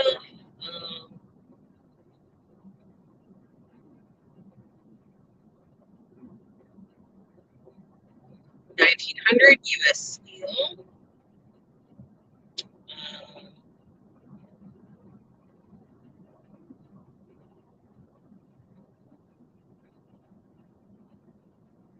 Coal, thing in Indiana too. Automobile manufacturing.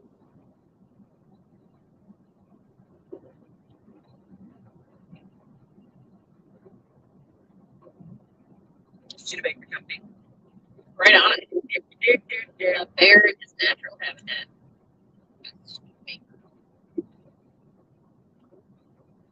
Duesenberg. That RAV4 is kind of sexy. The Duesenberg automobiles were only built for extremely wealthy.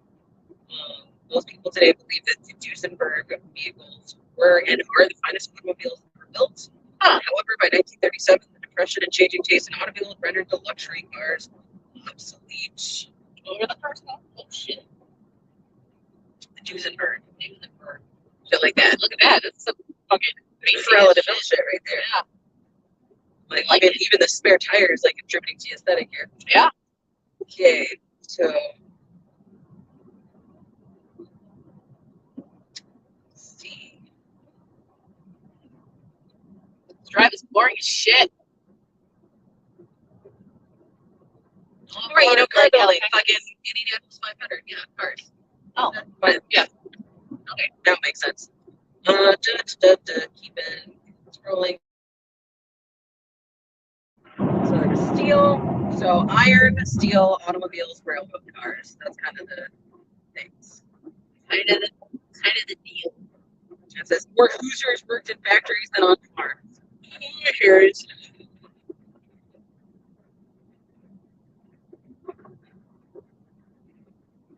Obviously, that went well for them. Manufacturing list. Yeah.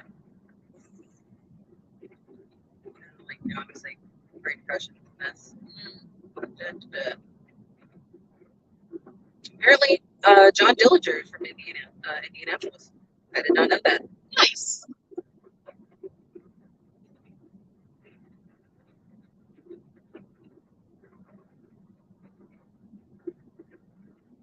Well, there we go. Now I took, well, everyone had to, but like no U.S. history in high school. So like, it was the AP history class, and that was learn random bits of things about like dates and things and shit. And I remember random facts every once in a while. I love that. Like profoundly useless to me in most circumstances. Fun though, when you do remember something, especially if you have like if it comes at the right time, you can pull it out at a party or something. Facts.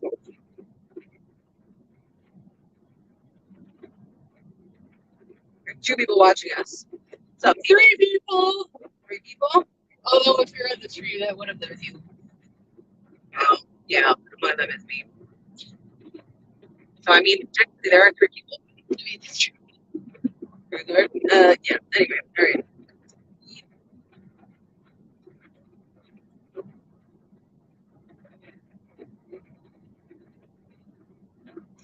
We are so close. We are so close.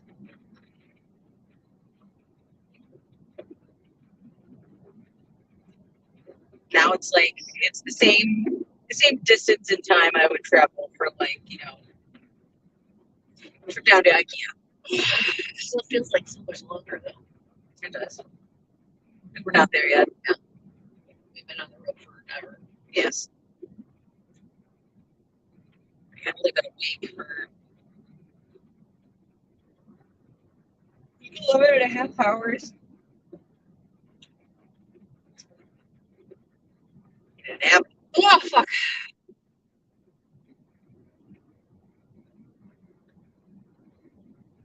Freaking Joe there.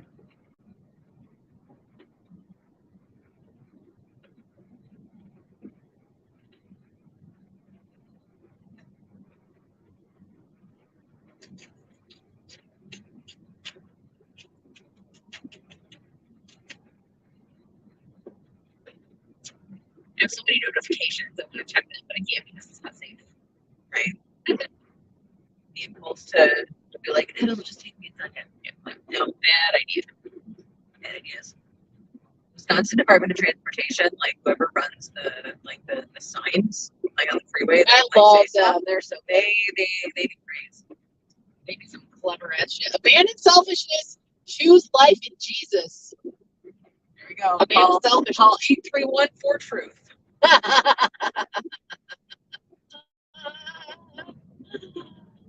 Fuck.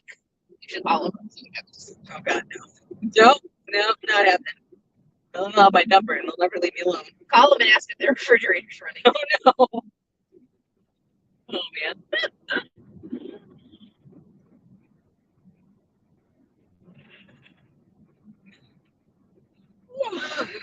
Old curtain guys. Yep. They're on the last way again. I am really excited to be in it. Hell yeah. Get the shit in the hotel room, figure out like You'll get a fucking cocktail. right where to acquire a drink. Possibly more food.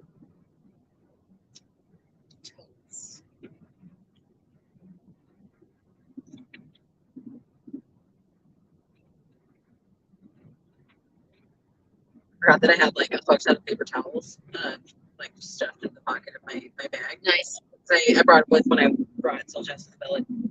Bet.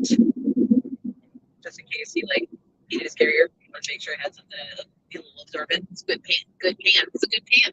It's a good pan. So definitely. Perhaps even a pot. Or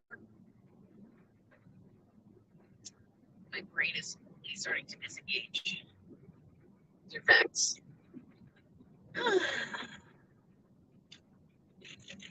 18 minutes.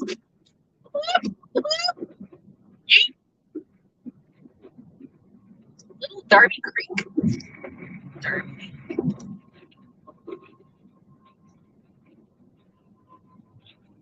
fire my. Here we go. There you go. Reach. Vaya con Dios. Ah, you gotta do a sandwich. My sandwich. My half a grilled cheese. Good shit. Good shit. Grilled cheese is some real good shit. It is. I mean, I can't say that the steak and shake grilled cheese is like the top tier. It's hard to screw up though, isn't it? Yeah, like it's just a melted American cheese, and brie is so greasy. Like I don't know, I don't actually know if this is butter. It certainly looks like butter, but it could also just straight up be oil. I mean, it could be. The saturation of the bread is just so crude. That's good shit. That's what looks good. Tasty as hell.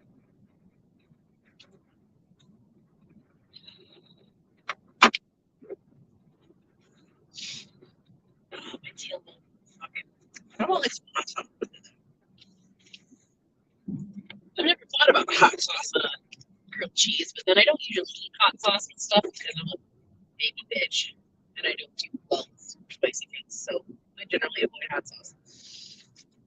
Something had like a and the tomato with it. Or acidity. Some of them a little bit of tang. Not like a barbecue or anything, but a little like jalapeno sauce.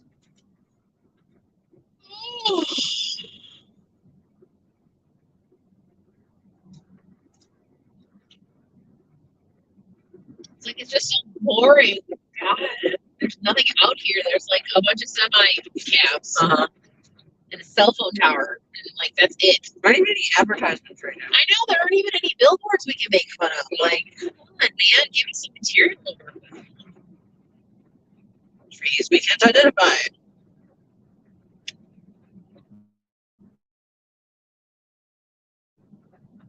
Even not really that many of them.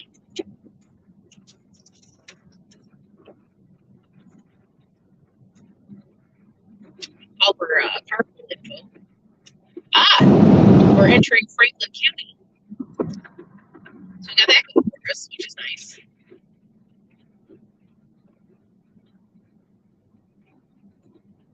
I will say my favorite parts of our road trip have been the educational ones, where it's like, what about this? And we just learned something. Then you learn a thing, and that's it. Expanding our minds.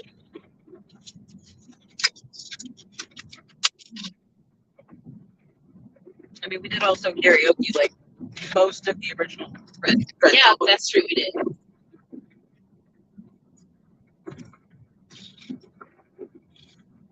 Oh, man, that's a throwback to a thing I was going to talk about. I totally forgot.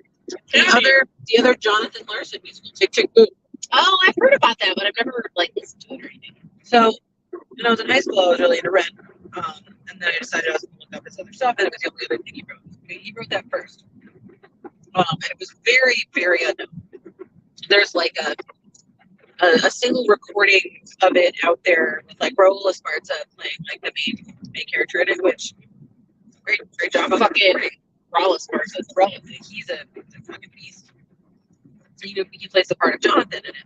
Like, it's basically it's almost autobiographical, you know. And then they made a fucking like Netflix original with Andrew Garfield as Jonathan Larson. Yeah. Yeah. Oh, I guess I haven't watched that. And I haven't watched it yet because, like, I don't know, it almost feels like a bandwagon. I want to be like, I liked it before it was cool. There's a really great song in there. I think it's one of the first songs in the one, and it's called Boho Days. And it's just like, you know, a solo voice, and then just like, Dad jumped off on the fire escape. He's a little shook up, but he don't have a scrape. I'm not good at like keeping rhythm. It's really hard. Yeah, I can do it, but like It takes a lot of concentration. right, or you just gotta like you gotta let yourself get into the vibe, so it's like automatic. You know, You can't think about it too much. like people say, you know, I've got the clap and I'm giving it to you. I got the clap and I'm giving it to you. I got the clap and I'm giving it to you. Who's got the clap? I do. like that thing. There's that one you can practice. It fits a little bit. The rhythm pattern fits a little better too. Anyways, boho days. Check it out. I will say I'm not like, oh, I don't really enjoy the musical overall. Like some of the songs that are just like, but there are two good ones. There's Boho Days, and then there is the final song, which is called Louder Than Words. I actually taught that to my students at the summer camp that I assisted with in 2017. It's just like, it's an ensemble piece. Could be sung as a solo, these things can be arranged. But like, it's just one of those good, like, inspirational Jonathan Larson, like, no day but today types. Yeah. The fucking like anthem. Yeah, where there's a point there where it does the thing where it like drops the accompaniment. It's just the singing. You get like a hit every once in a while, like help you keep in the right key. Yeah. Critical. Right. Cages or rings, which do you prefer? Ask the birds, fear the baby, don't say the answer. Actions speak louder than words. It's good shit. That's some good shit. It's good song. Cracker Barrel. Cracker Barrel, bingo. It just says Ohio. Is that like What? It just says Ohio. But it's Oh. like, Again, dealership. Is that it? weird. I mean, I guess you gotta say where you are, maybe. I don't. All right, we take exit 93 and 0.3 miles. Exit 93 and 0.3 miles. All right. I suppose I should get You a finally get to do something different. Yay! 172 miles on this particular stretch. I feel like I'm sorry, 93 north or south? we are doing so north. Yep, 270. So we stay straight. Stay straight. I can't say straight. I'm not straight. Mood. All right, here's the fun part, friends. When we try to navigate a city we've never been to before, This is going to be off the chain. especially like when you get into cities and you're like, where are the one-way streets? Where are the turns? When do you go this way and when do you go that way? I pity anybody who tries to navigate their way through like Champaign-Urbana. Like all of those new college students and their parents like trying to figure out what the hell to do. Same for Madison. Like you get- midday is a fucking nightmare. There's this particular place like pretty close to the Champaign-Urbana campus where there's an intersection of 3 one-way streets. Oh my god. Yes. Oh my god. And so basically you have one option no matter what direction you're coming from. And you can get stuck in a loop. Oh my god. Of like needing to continue just turning that way, keeping straight. Obviously that would just bring us back where we fucking came Yeah, from. we don't want to. Just go the other direction. We're fucking here now. I'm not leaving. Sorry, you can't get rid of us. Welcome. We've emigrated. But you get stuck in this loop of like those same streets, partially because people are trying to find parking to go to like their university bookstore, or any of the other various like restaurants and bars that were within walking distance there. There are certain roads you may not go down at certain times of the day unless you are on a bus. God. That's like insider information. That's not fair to do to Right. people who are coming from other places. Yes. Our like the main street that would go like through campus got like super like construction upgraded and shit. Maybe I want to say 3 years after I graduated, it like got all different. So it had like these special lanes for buses to go into. Prior to that point, you just had to stop behind the bus and fucking hope that it didn't take them too long. It's what we call a prayer method. Exactly. All right. In 5.6 miles, we're gonna go to Tuttle Crossing Boulevard. Tuttle Crossing Boulevard. Very well. At which point we will be on our way to we'll be within sight of over. Sweet action. I am very, very excited about this. Do you know what I'm excited about? That there is a Panera that is like across the way in that shopping center. Chocolate chip bagel. Fucking Asiago cheese bagel with cream cheese, toasted motherfucker. Oh, I love that shit. I do have. This is a news from the prior to the road trip beginning. So yesterday I got some snacks to bring along with us, and one of them was a bag of 6 Asiago bagels. So when I got up today, I decided I was gonna pack up all my snacks and have them ready to go on the counter. And then I went to go like take a nap on the couch until just got here.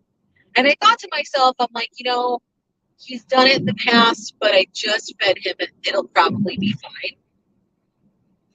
So Jess ruined, got his ass up onto that counter, knocked over the bag, and like gnawed on 2 Asiago bagels. He didn't eat all of them. No, he just gnawed on 2. So I began the day with 6, and then I left with 4 in a Ziploc bag. They're for sure not as good as the Panera Asiago bagels. Those are like such a thick layer. Right, they're thick, and there's just like a nice like chew and a like crunch to them. Yeah, I use those to make sandwiches, bagel sandwiches. Yeah, those make amazing sandwiches.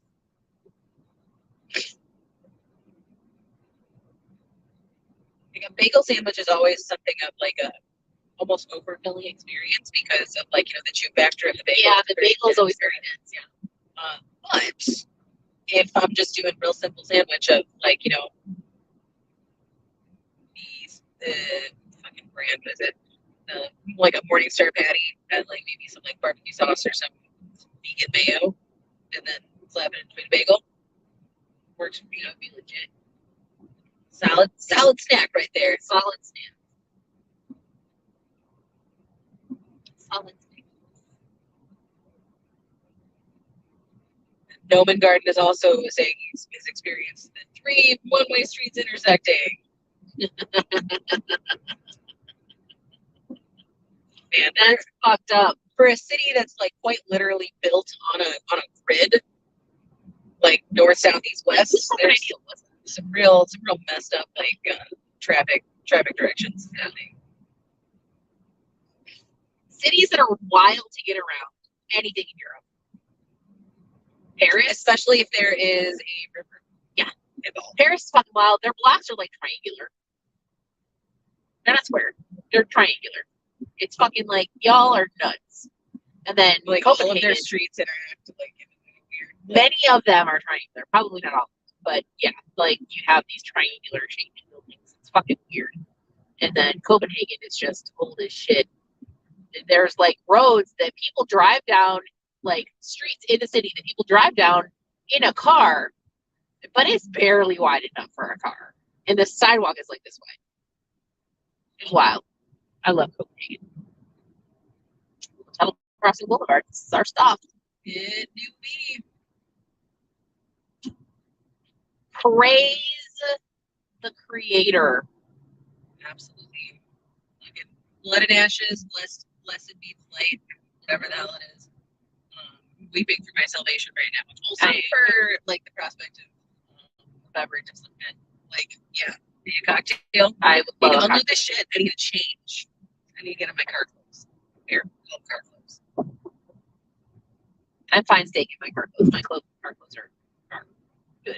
I am pretty comfortable, but I also did stay in my shirt. Yes, that is. I somehow, knock on wood, managed not to do that. So I do. I like to shop. I like gray. Gray is nice. Gray is a good color. I enjoy it.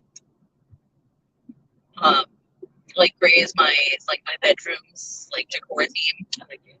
I need a better canopy for my canopy bed. Yes, I do have a canopy bed because I'm an adult. I love and I always have fucking wanted a 4-poster and a canopy bed. And when it came time for me to be, we're going to the right. And then we will want to be in the left lane very quickly because we want to turn left on Blazer Parkway.